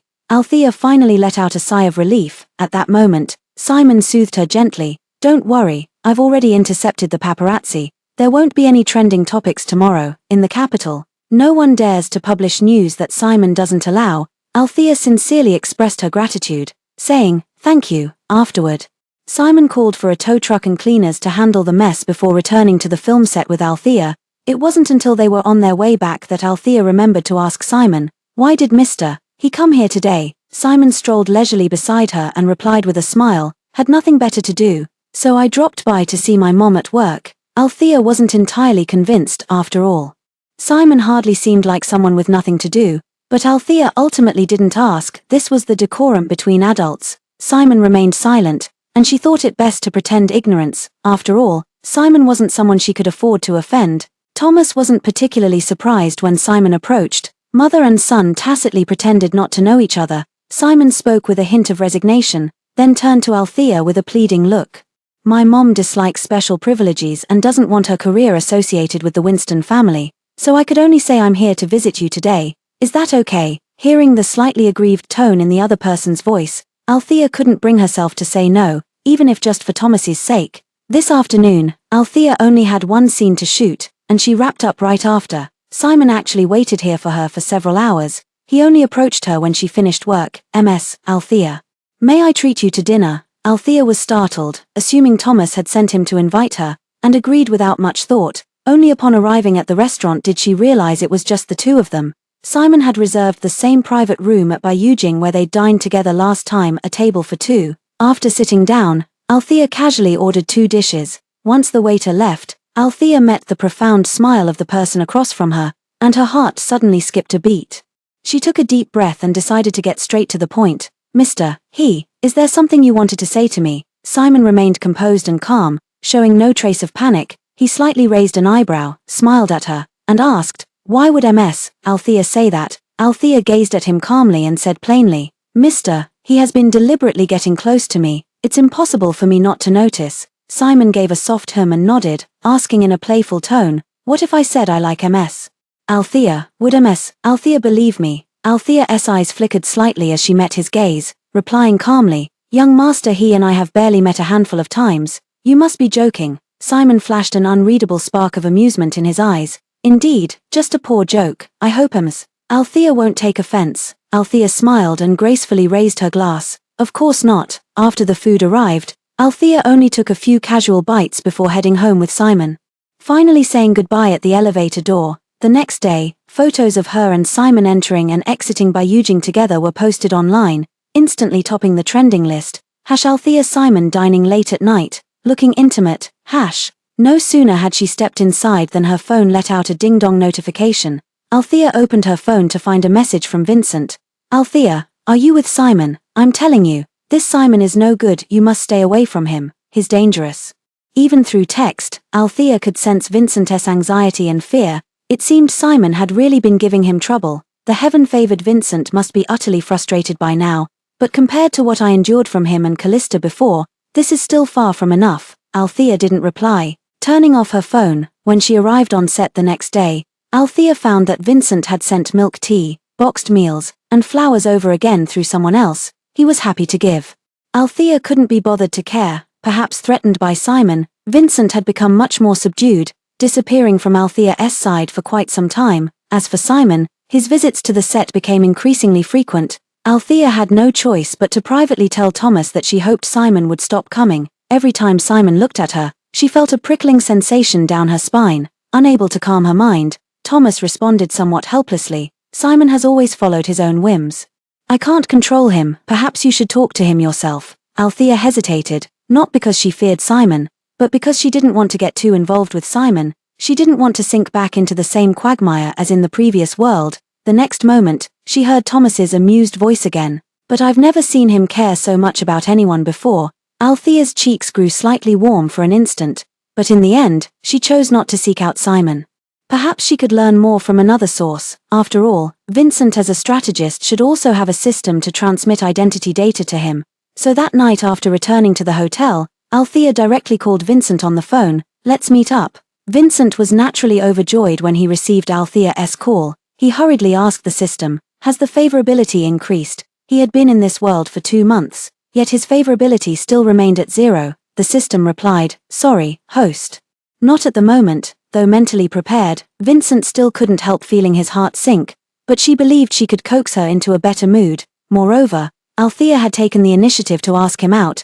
That day, Althea had no schedule and met Vincent at a private restaurant in an office building. Vincent brought Wayne over when Althea was already there. "Mom, you finally acknowledge me." Wayne looked up at Althea with reddened eyes. Althea didn't respond, only saying, "Sit down first." Vincent hurriedly sat down with Wayne, then searched his memory and ordered a whole spread of dishes Althea used to love. "Althea, have you finally admitted it? You are my Althea, aren't you?" Vincent's hopeful eyes fixed heavily on Althea. Althea looked at the father and son pair and said coolly, "So what if I am?" Vincent wore an excited expression, his eyes firmly glued to Althea. "Althea, I knew it was you. You still remember me, right?" Wayne immediately said with grievance, "Mom. Then come back to us, okay? I miss the cakes you made for me." In the past, Althea would have rushed over with a heart full of pity, but after experiencing rebirth, her heart would no longer ache for them. Althea remained expressionless, her heart as still as stagnant water. She took a sip of water to suppress the emotions in her heart, avoiding a direct answer, and simply said, "I came to ask you about something." Vincent was so overjoyed he became flustered, immediately responding. "What do you want to ask?" Althea paused in thought, then said, "I want to know everything about Simon." Hearing the name Simon, Vincent's expression darkened slightly, his eyes dimming. "Althea, is this the real reason you wanted to see me? Let me be clear, Simon is a profit-driven man, and very dangerous." Althea smiled at Vincent and asked nonchalantly, "Why do you say that?" Vincent, thinking she had taken his words to heart, hurriedly explained. "Don't let his polished appearance fool you. He's nothing but a hypocrite. He employs despicable tactics in business, even going so far as to blacklist and bury a female celebrity who tried to use him for publicity, showing absolutely no mercy. And rumor has it he had a fiancée. After she went bankrupt, Simon immediately called off their engagement. Isn't that the definition of abandoning someone after taking advantage of them?" Althea nodded thoughtfully. At this moment, Wayne blurted out loudly, "I don't like him either, Mom. He's a big bad guy. Dad said he'd take you away and I'd never see you again. Is that true?" Althea frowned but didn't respond. Vincent felt a surge of unease and added with a furrowed brow, "Althea, you must stay away from him. If he could treat his own fiancée like that, someone he's been with day and night, who's to say he won't do the same to you someday?" Althea smiled, looked at the Vincent across from her, and nodded, "I understand, thanks for the warning." Since Vincent was being so obedient, Althea might as well give him a little reward. At this moment, Vincent's system 007 prompted in his mind, "Congratulations, host, Althea's favorability towards you has increased by 1. Keep it up." Vincent was so happy that he clenched his fists tightly, his bright gaze fixed on Althea. "Althea, if there's anything else you want to know, just ask me." Althea responded with a quick her attitude exceptionally straightforward. "But I hope you won't send anything to my film set until I finish shooting this movie. We'll talk about the rest later." Vincent was overjoyed to hear Althea respond with such half-hearted compliance and naturally agreed readily. After the meal, Althea politely declined Vincent's offer to see her home. The next day on set, Vincent indeed didn't send any more gifts over. Instead, it was Simon who made another high-profile visit to the set. Althea greeted him with a seemingly casual smile, Simon returning a polite one in kind. Moments later, she walked up to him without hesitation and suddenly asked, "Did you meet with Vincent yesterday?" Althea was stunned, her face filled with astonishment. How did he know? Is he monitoring me and Vincent? As if reading Althea's mind, Simon chuckled and said, "You two were photographed, and I took the liberty of suppressing the pictures." Photographed again? How? Althea was accustomed to keeping to herself when she wasn't famous, but now that she's become overly popular, she never expected to be under constant scrutiny. She realized she'd been judging others by her own petty standards and said guiltily, "Thank you. I just wanted to talk to him and make it clear that I hope he stops sending gifts. It's such a waste." Simon smiled slightly, his dark eyes resting on her as he said casually, "If you don't want to see him again, you could just tell me." Althea caught a dangerous glint in his eyes, and her heart skipped a beat. He wasn't being polite, nor was he joking. Suddenly she understood Vincent's fear of Simon, because this man was truly dangerous.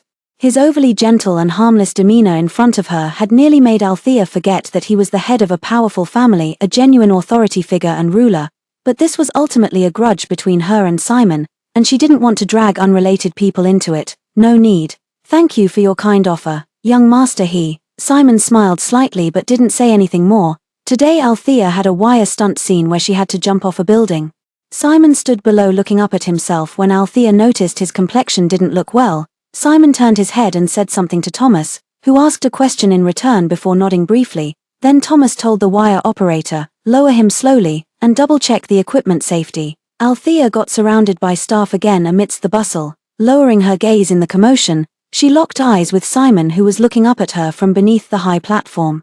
Simon initially looked somewhat tense, but the moment she glanced his way, the corners of his lips suddenly curved upward, silently mouthing, "Don't be afraid." Althea pretended to be calm and averted her gaze. This scene depicts the protagonist attempting suicide. Althea has a slight fear of heights. But this wasn't her first time on wires. Her dedication to acting overcame her fear. Standing on the high platform, she took a deep breath, delivered her lines, and then leaped down. Upon landing, her legs gave way and she nearly collapsed to her knees. At that moment, a sturdy arm encircled her body, holding her firmly in an embrace. "Are you okay?" Althea turned her head and saw Simon frowning with a tense expression as he studied her face, looking even more nervous than she was. Completely devoid of his usual composed and elegant demeanor, Althea shook her head, subtly freeing herself from his embrace, and smiled. "I'm fine, thank you." The assistant helped Althea sit down nearby. And moments later, Simon also took a seat, turning to ask her, "Are you afraid of heights?" Althea said, "A little." "Why do you ask?" Simon smiled and asked, "Weren't you scared when standing up there then?" Althea actually took a moment to think seriously about it, then she replied, "Actually, I was quite scared the first time, and because of that moment of hesitation, I ended up losing my first major role. After that, I never dared to hesitate again, whenever such an opportunity arises. Even if it's a mountain of blades or a sea of blood, I'll seize it tightly." Simon let out a light chuckle, his usually inscrutable eyes glimmering with faint amusement. Yet in the very next moment, Althea could no longer laugh. Simon said, "But my mom mentioned you weren't afraid of heights before you even appeared on a rock-climbing reality show." Althea's heart skipped a beat. It wasn't the original owner who was afraid of heights, it was her. Before she could ponder how Simon knew such details, Althea's patience was already drowned in panic, just for the show's effect. "But actually, I'm a little afraid of heights." Her guilty conscience was too obvious. She had thought Simon wouldn't believe her, but he didn't press further. Only the amusement in his eyes shifted into something that sent a chill down her spine. "You're different from before." Althea frantically combed through the original host's memories, confirming she had never met Simon before, then retorted with feigned calm, "Have we met?" Simon propped his head on his hand, tilting it slightly as he looked at her, and said slowly, "I've seen your interviews and reality shows, and you said you don't like foie gras, but the first time we met, I served you some, and you ate it." Althea felt goosebumps rise all over her body. She never expected him to notice such minute details. The next second, an even more spine-chilling sentence rang in her ears. "It's like he became a completely different person." It's no exaggeration to say that Althea was completely numb all over. There was even an illusion that he had seen right through her completely. But soon, Simon began to smooth things over on his own. "It must all be scripted, but I think the current you is more genuine than before, like a delicate rose with thorns." Althea forced a weak, guilty smile. "Thank you." Fortunately, Simon didn't press further, but Althea was still uneasy and asked the system, "What if someone finds out I'm not from this world?" The system replied, "It won't matter, your identity is completely untraceable, but if you'd like, I can erase Simon's memory for you." Althea paused, then said, "Never mind, I'll just be more careful next time. I always feel it's not quite ethical to erase someone's memories without permission." And the system said it wouldn't have any impact anyway. Still, she thought it would be better to minimize contact with Simon. That man is truly dangerous. The next day, Althea had no filming scheduled, so her agent arranged for her to attend a charity gala invitation. Attending such events, they said, would help restore Althea's reputation more effectively. After all, this was her first official public appearance since her comeback. That day, Althea wore a long water blue dress and was immediately surrounded by a swarm of reporters at the entrance of a charity banquet. "Ms. Althea, what are your plans after your comeback?" "Ms. Althea, rumors online claim that the child of the second young Master Vincent from the Winston family is yours." Is it true that the child calls you Mom, Ms. Althea? May I ask what your relationship is with the Winston family? Althea faced the camera with a smile and replied calmly, after my comeback. My top priority is naturally still my career. I have no relationship whatsoever with the Winston family. It's better not to believe rumors. Our company's legal department is always on standby. After answering the questions, the surrounding security personnel tactfully stepped forward to disperse the gossip-hungry reporters, and Althea quickly stepped into the charity banquet hall, immediately spotting Vincent, who had been waiting at the entrance. He didn't bring Wayne to such a chaotic scene. Althea, you look beautiful today. Vincent never hesitated with his compliments, whether in the past or now. It's just that in the past, too few people praised her, which made Vincent's compliments especially precious. But now, hearing these words, her heart no longer stirs. After all, there are far too many people flattering and praising her these days. Young master Althea still maintained a polite distance in front of others.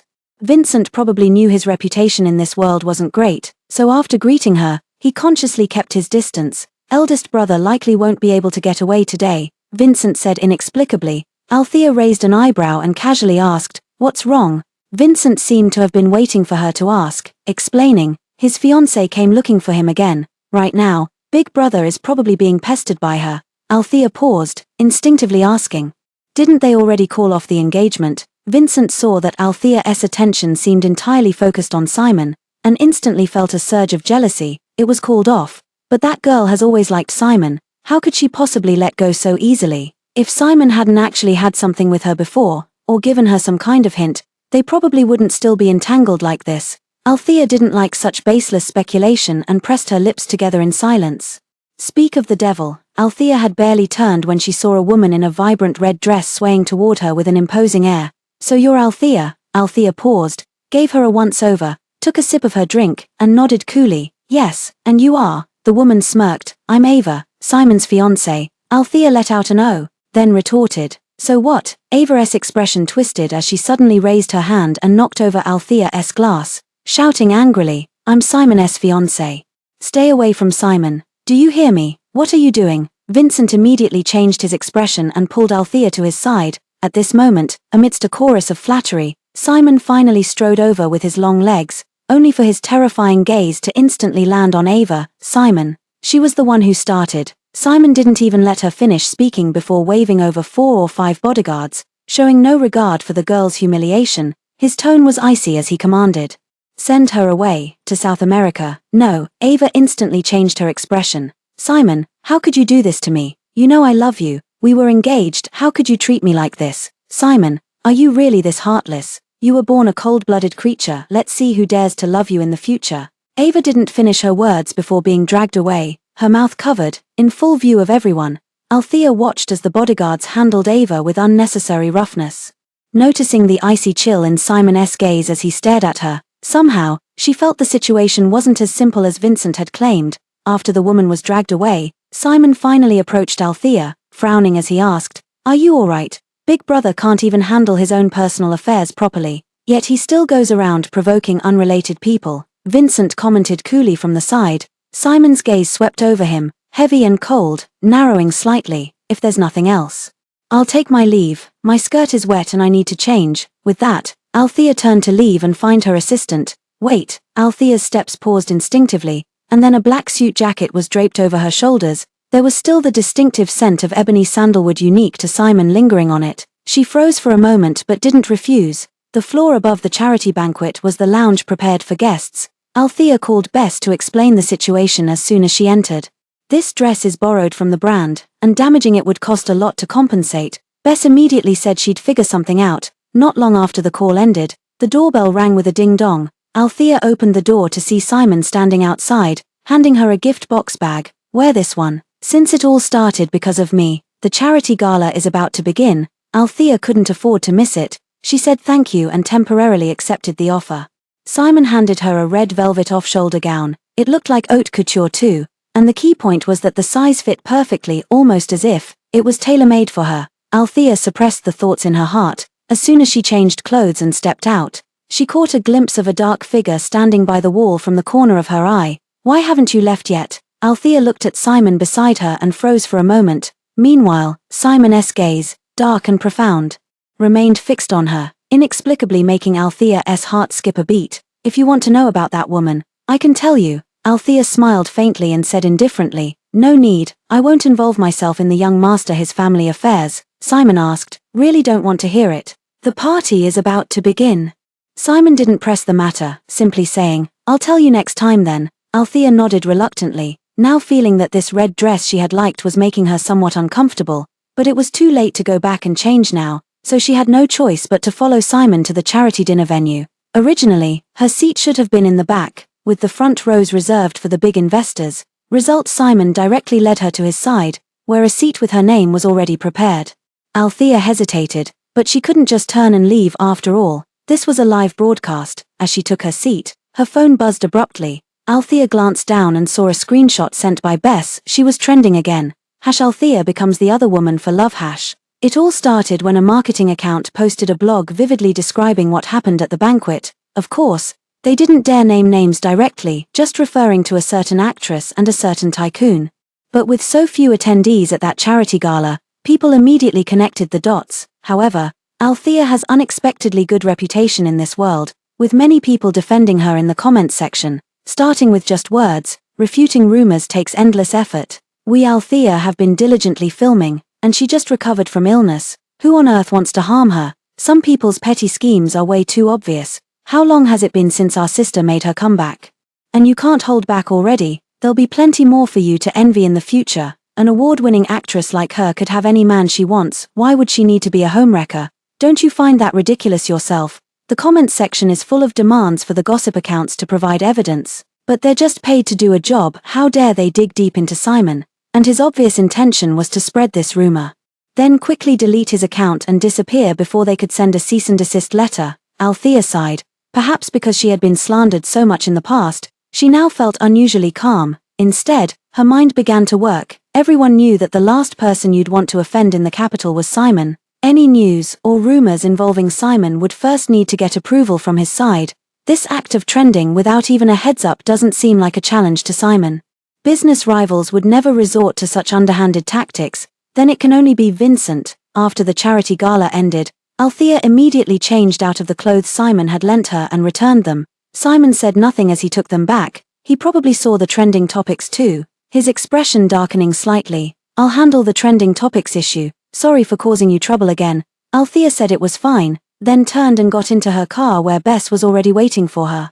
Bess puzzled. "Althea, do you think someone's deliberately targeting you, just as you make your comeback? These waves keep coming. While publicity is good, these are all negative trends, not great for your reputation." Althea sighed. "Sorry to trouble you, Sister Lynn." Bess shook her head helplessly and said, "It's not about whether it's troublesome or not. The studio has already issued a statement. You just need to be more careful yourself. It's better to steer clear of people we can't afford to offend." Althea naturally understood this principle, but the problem was she couldn't stop them from deliberately causing trouble for her. She was already about 80% certain that tonight's incident was Vincent's doing. For someone like Vincent, the ends justify the means. That's the nature of businessmen, and Simon is absolutely no exception. If she didn't know Vincent's background, she would have thought they were real brothers. She had filming the next day. Bess told her to rest well, as the company would handle the PR for the trending topics, but the moment she finished washing up after returning home, she saw countless missed calls and messages on her phone. Her heart skipped a beat as she instinctively opened Twitter's trending page first. #Simon clarifies #Simon admits to pursuing Althea #on the charm of an award-winning actress Simon's newly created account has only 3 Twitter posts. The first was asking her for movie tickets, the second was a legal notice, and the third, unmarried, no kids, no girlfriend, childhood sweetheart, white moonlight, fiancé, or ambiguous relationships. So, being over 30 and falling in love, can't I pursue it? At Althea, the powerful Beijing elite and the award-winning actress, who has just recovered from a serious illness and made a comeback, have already driven netizens crazy with excitement. "I told you Vincent was a toad lusting after swan meat. Only someone of Simon's caliber is worthy of our queen of cinema. Forget that scumbag. Chastity is a man's best dowry." I'm dying of laughter. Why does the boss's first line feel like a dig at certain people? Althea was just debating whether to reply to a Twitter post when Simon's call came through. She hesitated for a moment, but still answered. The trending search was traced. It was bought by Vincent. After saying this, he didn't continue further. as if waiting for Althea's reaction. Althea responded with a faint then added, "Since it's between the two of you, there's no need to tell me," Simon said solemnly. "I understand." Shortly after the call ended, Vincent's phone call came through again. Althea answered, hearing Vincent frantically apologize to her. "Althea, I'm sorry, I'm just so afraid of losing you." Althea stood on the balcony, gazing at the brightly lit capital city, her thoughts drifting back to that New Year's Eve when she had departed from another world. "Vincent, go back to your own world." On the other end of the phone, Vincent's breath hitched as he hurriedly said, "Althea, I was really wrong. I know I went too far this time." Althea calmly interrupted him, saying, "You don't need to explain these things to me. I don't care about the grudges between you and Simon. But I ask you both to stop using me to achieve your own ends." In the original matter, he had used himself as a substitute. Here, he's again using himself to deal with Simon. Vincent actually had the audacity to solemnly swear his love to her. How ridiculous. But Althea would no longer degrade herself. The call ended. Althea called out to the system. "System, how can I make Vincent return to his original world?" The system replied, "Vincent must die, or the host must marry someone else. Only then can his mission be officially declared a failure." Althea fell silent. Murder was something she couldn't bring herself to do, but marrying someone else, that was even more impossible. Althea had no choice but to give up for now. Just let it be a decoration for now. Anyway, Simon is probably dealing with him. For a short while, Vincent shouldn't be able to spare any attention on me. The online Simon handled very quickly, plus with the efforts of Winston family's legal department and Althea's studio, those rumors were soon clarified, and Althea could finally go to the film set with peace of mind. After finishing filming early that day, Thomas walked over to Althea and said, "Althea, want to grab a meal together?" Althea hesitated upon hearing this. Thomas seemed to sense her concern and explained, "Just the two of us." Althea relented and agreed. The two of them sat down at a nearby restaurant. However, Althea could tell Thomas had something to say. Sure enough, shortly after the food arrived, Thomas got straight to the point. "Althea, you must realize both brothers have feelings for you." Althea was taken aback. She took a sip of water and replied calmly, "Auntie Yi, I've just recovered from my illness. I'm still young and only want to focus on my career now." Thomas laughed. "I'm not here to plead their case. I was asked to come and clarify things on someone's behalf." "What?" Althea was bewildered. Thomas lowered his eyes and sighed. "Simon was never engaged. Our family doesn't do engagements, it's entirely up to them. The matter of a childhood betrothal was just something the Lin family parents jokingly mentioned when they wanted to cozy up to the Winstons back then, but I rejected it outright. It's just that Ava was rather extreme, pursuing Simon for many years. Simon even went abroad for a few years to avoid her. Later, when the Lin family went bankrupt, they started spreading rumors everywhere about Ava and Simon being engaged." Althea listened to these words, feeling somewhat dazed. So this was what Simon had wanted to tell her last time. At this point, Thomas smiled and said gently, "Althea, Simon was raised under my and his father's watch. His character and upbringing were also shaped by my own hands.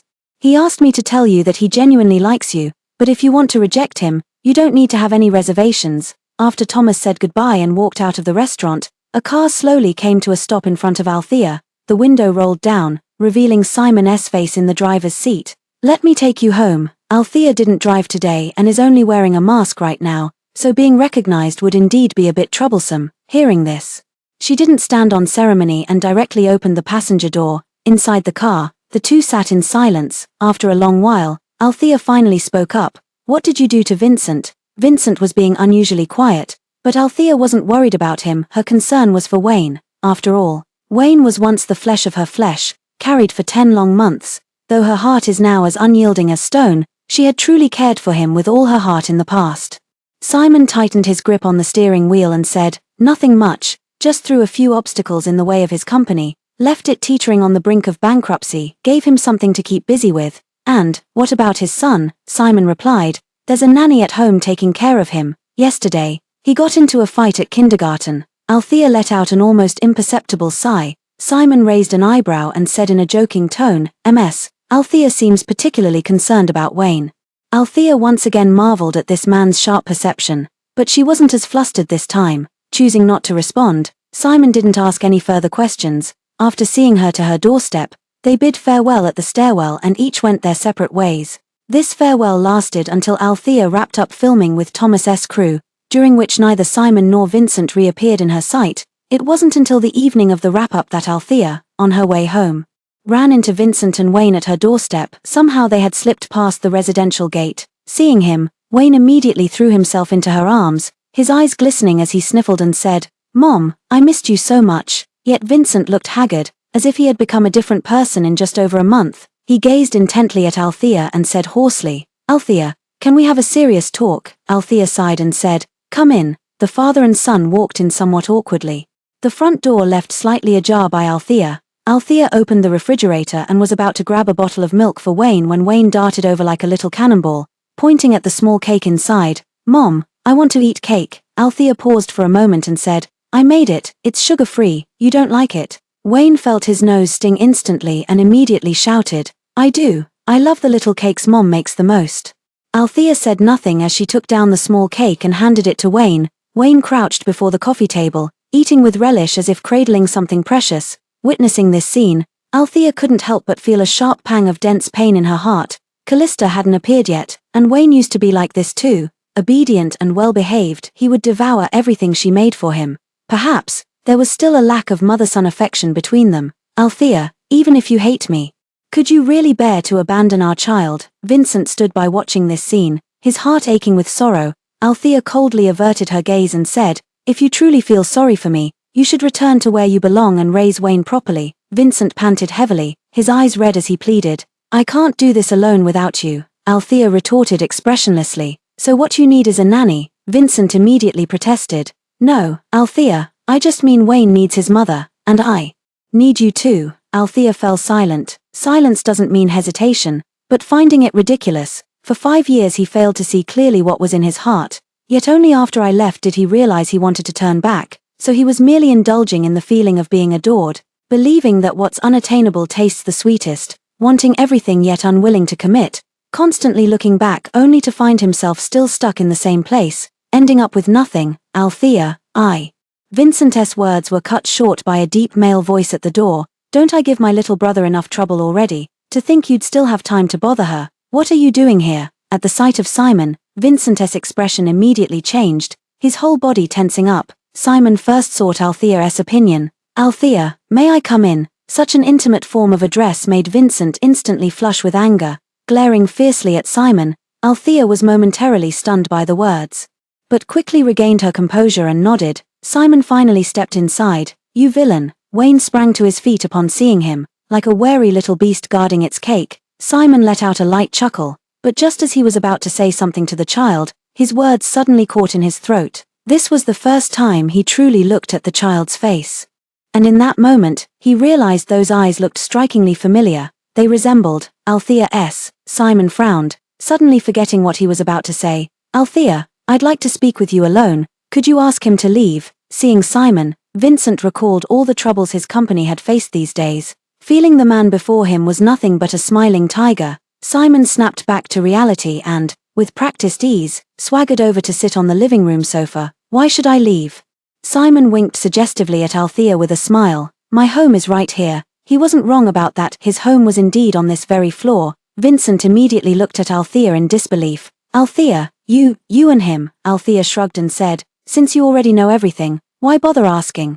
Didn't you say you wanted to talk? Now that he's no longer an outsider, go ahead and say what you want." Vincent paled, unable to utter a single word. After a long pause, he finally said with a heartbroken expression, "Althea, do things really have to be this way between us?" Althea let out a laugh and retorted, "Wasn't it you who made things this way between us?" Vincent froze mid-breath, but with Simon present, he dared not voice any of the countless words on his mind. In the end, they could only leave with Wayne silently shedding tears. Before leaving, Wayne asked Althea pitifully, "Mom, can I still eat the little cakes you make in the future?" Althea sighed, reached out to ruffle his hair as she used to, and said gently, "Your new mom will make them for you." "I won't." Wayne's tears fell like broken strings of pearls, one after another. No matter how much Wayne made a scene, Althea didn't soften her heart again, letting Vincent leave dejectedly with him. Only after the two had left, Althea returned and saw Simon still sitting on the sofa. Did she snap back to reality? Does the great young master he still have business? If not, you should leave too. "I'm tired." Simon looked somewhat strange, his gaze filled with scrutiny. After what seemed like a long hesitation, they finally asked, "Were you really together with Vincent before? Is Wayne your child?" these matters Althea hadn't intentionally kept from Simon. She replied frankly, "Since you've already heard everything, why ask?" Simon fell silent. Originally Althea thought he had retreated from the challenge, but unexpectedly, Simon just said, 5 years ago, Vincent was still abroad. And you were making your way in the entertainment industry, never leaving the big screen. When did you give birth to this child? Althea didn't expect his focus to be on this, momentarily amused, but couldn't be bothered to explain. Let him doubt if he wants. After all, the system said it wouldn't matter. What's wrong? Does it bother you? Despite his doubts, Simon quickly shook his head upon hearing Althea's words. "I just feel, you're so elusive, full of mysteries. As if you might disappear the moment I blink." Althea smiled, neither confirming nor denying this statement. He wasn't wrong. This place was merely a temporary stop for her to rest, and she would ultimately have to leave, but before leaving, she still needed to send Vincent Wayne back. And the system had said that unless they died or she got married, they might return to their own world due to mission failure. Althea fell silent for a moment before suddenly raising her head to look at the man across from her. "Simon, will you marry me?" The air seemed to freeze in an instant, and for the first time, Althea saw something resembling shock on Simon's usually composed face. After what felt like an eternity of silence, Simon finally said hoarsely, "Althea, do you know what you're saying?" Calling out the full name directly, it sounded like there was some anger in the tone. Althea didn't press further and added, "It's fine if young master he disagrees. I'll just find someone else." "Who are you planning to find?" "Vincent." Simon interrupted her plans, his pitch-black eyes surging with unfathomable emotional tides. Althea finally realized Simon wasn't angry, but observing whether she was joking or serious. "After all, marriage is truly no trivial matter," Althea said earnestly. "I'm not joking. I meant it when I said I'd marry you, of course. If young master he isn't willing, I won't force you." Simon gazed at her in prolonged silence before suddenly stepping forward and murmuring, "I'm going home, see you tomorrow at 8 in the morning." With that, Simon headed for the door. Reaching the doorway, he turned his head to glance back at Althea, that look carrying a hint of intimidation. "Althea, I don't joke about matters of the heart. When you mentioned marriage, I took it seriously. Let's get married tomorrow." With that, Simon left, remembering to close the door behind him. Meanwhile, Althea activated the emergency call system. "Host, I'm here," Althea asked. "After Simon and I get our marriage license, will Vincent and Wayne be sent back immediately?" The system said, "That's right, they're not from this world. It's much easier for them to leave than it was for you initially." Althea nodded, recalling Simon's words earlier, and felt somewhat uneasy again. "Then if I marry Simon, will it have any effect on me?" The system said, "Of course not. Once the Winston family father and son complete their mission and leave, you can freely choose when to depart this world." Althea murmured from the depths of her heart, "I can't help feeling this is a bit scummy, using someone and then immediately cutting ties to walk away." The system remained silent, but with things having come to this, Althea had no other choices or way out left. That night, preoccupied with these thoughts, Althea hardly slept a wink. The next day, she was groggily awakened by the doorbell. Upon opening the door, she saw Simon standing there, unusually dressed in formal attire, with a faint trace of cologne lingering about him, his hair meticulously groomed. He truly looked the part of a family head now, no longer appearing as nonchalant as before, as if nothing ever mattered. Seeing Althea still looking half asleep, Simon reminded her, "The Civil Affairs office is about to open." Althea hurriedly said, "Wait a moment." After changing clothes, applying makeup, and grabbing her household register, Althea got into Simon's car to head to the Civil Affairs office together. Even now, Althea still felt a sense of unreality. Admittedly, when she proposed marriage, she hadn't actually intended to take this union seriously, because the system had told her this world was merely for vacationing, allowing her to withdraw with perfect ease. Yet when she turned and saw Simon's taut jawline, Althea couldn't help feeling somewhat guilty. After all, she was just using him. So when the car stopped in front of the Civil Affairs Bureau, Althea wasn't in a hurry to get out. Instead, she turned to Simon and said, "Actually, the reason I'm marrying you is to use me, or something else, it doesn't matter." Simon smiled faintly, his eyes dark and deep. "But I want to marry you simply because of who you are." Althea was instantly speechless. 20 minutes later, the two had obtained their marriage certificate and walked out of the Civil Affairs Bureau. At the same time, Vincent System 007 began announcing, "Host, regretfully, your mission has been declared a failure. You and Wayne will be sent back to your original world. Return countdown, 010000. What? Vincent, his mind buzzed, and his entire body froze in place. "What's wrong, Dad?" Wayne was crouched by the coffee table, drawing. He held up his finished work to the pale-faced Vincent and said, "Dad, look, I drew Mommy, you, and me." Vincent looked down at the crooked, childish drawing, his eyes stinging. He immediately pulled out his phone and called Althea. This time, Althea didn't hang up as she used to, and answered quickly. Before Vincent could ask, Althea said, "Simon and I got married, Althea." Althea seemed to exhale before saying, "Let's meet, by the river." Half an hour later, Vincent arrived at a riverside park in J City with Wayne. It was late at night, and there were few people in the park, so there was no need to worry about being secretly photographed again. "Althea, why? Do you really not want me or our son anymore? I went through so much to come here. I left everything behind to find you." Vincent was still in disbelief, his voice choked with emotion, nearly breaking into sobs. He could no longer bear the thought of a world without Althea. Even if this world didn't belong to him, just being able to see Althea every day already made him happy. This was probably the first time Althea had spoken to him so calmly since their divorce. "When I married you with the strategy mission, it was indeed to cure my illness at first, but during these 5 years of marriage, I've already done more than enough. And what have I gained from you in these 5 years?" Vincent felt a needle-like suffocation pierce his chest as System 007 in his mind began counting down. Time remaining until host leaves this world, 00:20:00. Due to mission failure, the host will experience intense pain before disembodiment. Wayne will return to the original world with the host, but Vincent felt that what hurt more than the physical pain was his heart. "I'm sorry, Althea. I truly love you. It's just that I couldn't see my own heart clearly, time and again. I've missed my chance with the one I love. I thought being with Calista would make up for my regrets. Althea, I really can't live without you. Even if I just stay in this world and watch you be happy, that would be enough." Althea sighed, her expression calm and unreadable. "Vincent, you're just deceiving yourself. The truth is, you don't love anyone, you only love yourself. True love doesn't seek substitutes. Nor does it take 5 years of being together to still not recognize one's own heart." Vincent frantically shook his head, his breathing growing rapid as he looked at Althea. "No, Althea, I've finally understood my heart now. I only love you, I'll only ever love you in this lifetime. I'm sorry for my past mistakes. Please, let me stay by your side." Althea no longer looked at him, turning instead toward the tranquil lake. "Go back, Vincent. You were the one who chose Calista first. So you must take responsibility for your decision." Vincent was about to answer when a sudden wave of excruciating pain surged through his body.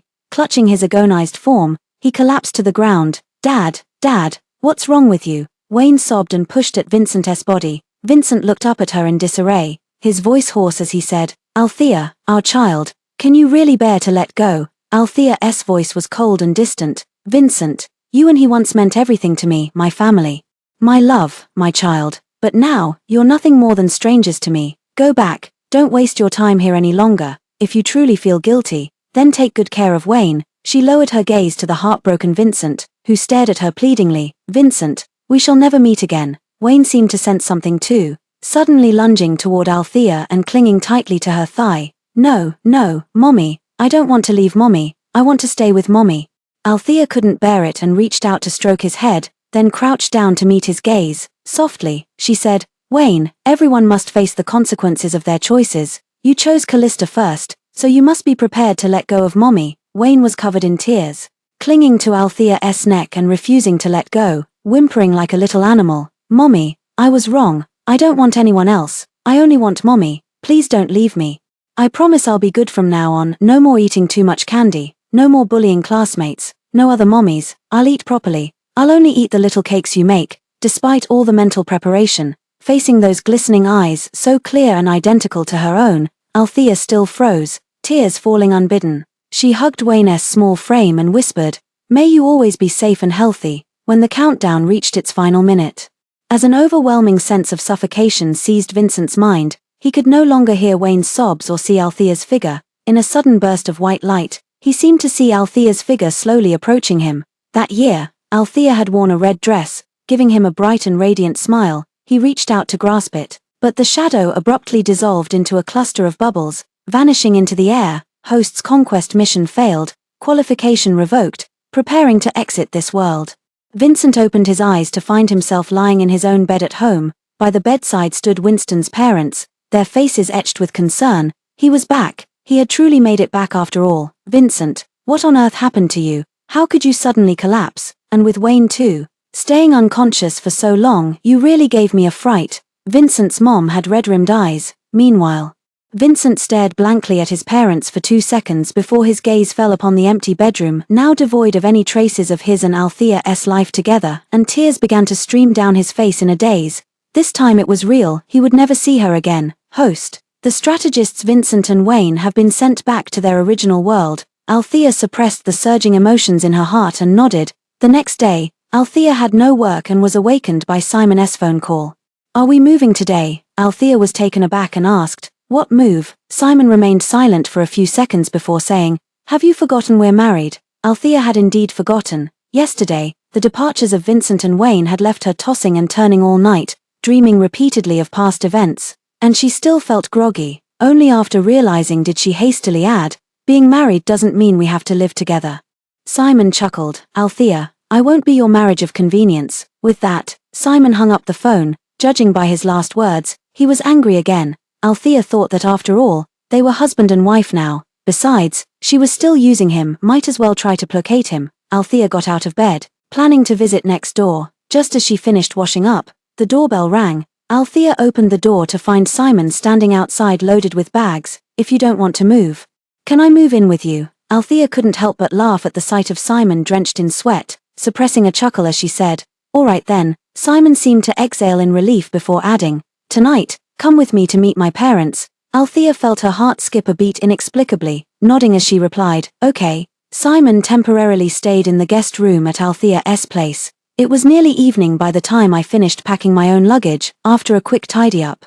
The two of them headed to the He residence. Although Althea and Thomas had known each other for a long time, this was their first visit to meet the parents as a married couple, so they couldn't help feeling somewhat nervous. "Don't be nervous, my parents already adore you." Althea nodded, yet couldn't help feeling her heart tighten. When she married Vincent, they hadn't even formally met his parents, because Vincent's dad Vincent's mom didn't like her. Her own parents didn't like her either.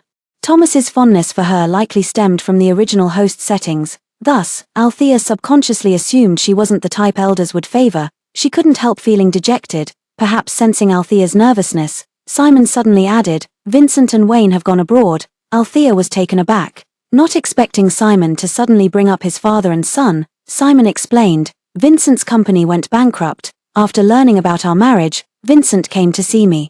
I gave them a sum of money to leave. Last night he sent messages to me and my parents. He's gone to Australia. That money is enough for them to live out their lives. They probably won't be coming back." Althea, who knew the truth all too well, thought to herself, yes, they won't be coming back. Though Vincent and Wayne's departure was riddled with holes, the usually sharp Simon didn't press the matter further. Althea knew Simon was clever, perhaps he'd already guessed something. Yet he asked nothing. The two of them hadn't even reached the main gate yet. Althea spotted Thomas and Chairman He waiting at the entrance from afar. Both men had clearly dressed up for the occasion, looking somewhat nervous, but Thomas was visibly delighted. "Althea, when Simon said you two got married the day before yesterday, I didn't believe him, thought he was joking. Never imagined you'd actually take a liking to this guy." Althea felt her heart suddenly lighten as she laughed.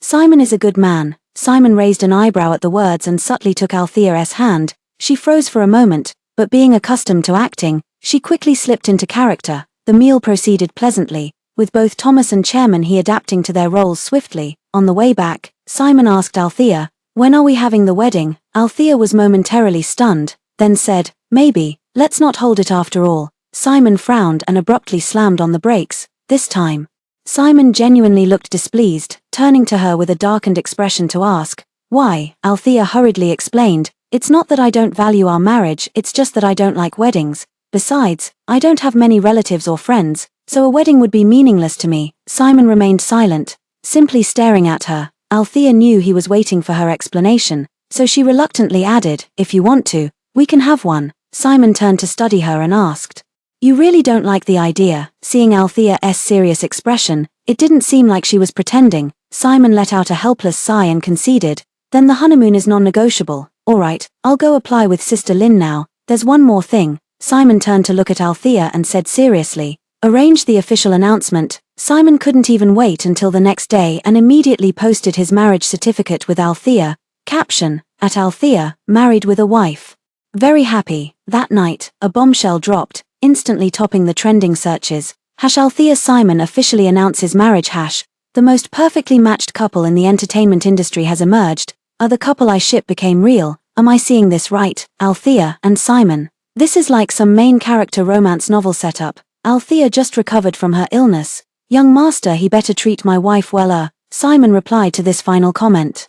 Personal attendant service. Althea and Simon took a 2-month vacation, traveling to every corner of the world. After returning from their honeymoon, Althea threw herself into a new drama again, while Simon also became busy with his own affairs. Out of 24 hours a day, Althea spent nearly 12 hours filming. Simon was also busy. But gradually, netizens noticed that wherever Althea was, Simon would inevitably appear. In the first year of marriage, the system asked Althea, "Host, have you rested enough? We can proceed to the next world now." Althea lay on the sofa, watching Simon cooking for her while wearing a maid's apron. She murmured, "No rush, no rush, let's wait a while longer." In the second year of marriage, Althea won Best Actress again, and the system asked Althea, "Host, do you still plan to leave?" Althea stood under the dazzling lights, looking at Simon, who was smiling up at her from the audience. She couldn't help but laugh. "Leave, but not now."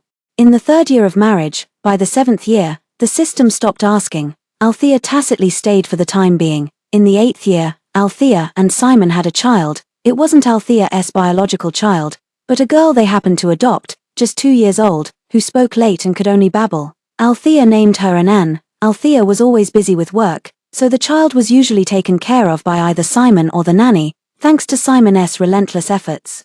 The first words Annie learned to say were, "Mommy, want hug?" Althea's heart melted, while Simon looked smug. "See, I've got a knack for parenting, don't I?" Althea chuckled and said, "Let's wait until Annie learns to call you daddy first." Annie grew up day by day, gradually developing a free-spirited and unrestrained personality. At the age of 5, she declared she would grow up to be a scientist. Althea asked curiously, "Why?" Annie replied, "Dad said if Mommy ever disappears one day, I can travel through time to find her." Althea found this hard to laugh at. Over these years of marriage, Althea had actually been gradually sharing bits of her past with Simon. Simon, however, rarely brought up his own. She thought it was because he didn't care. Turns out he just didn't want to burden her.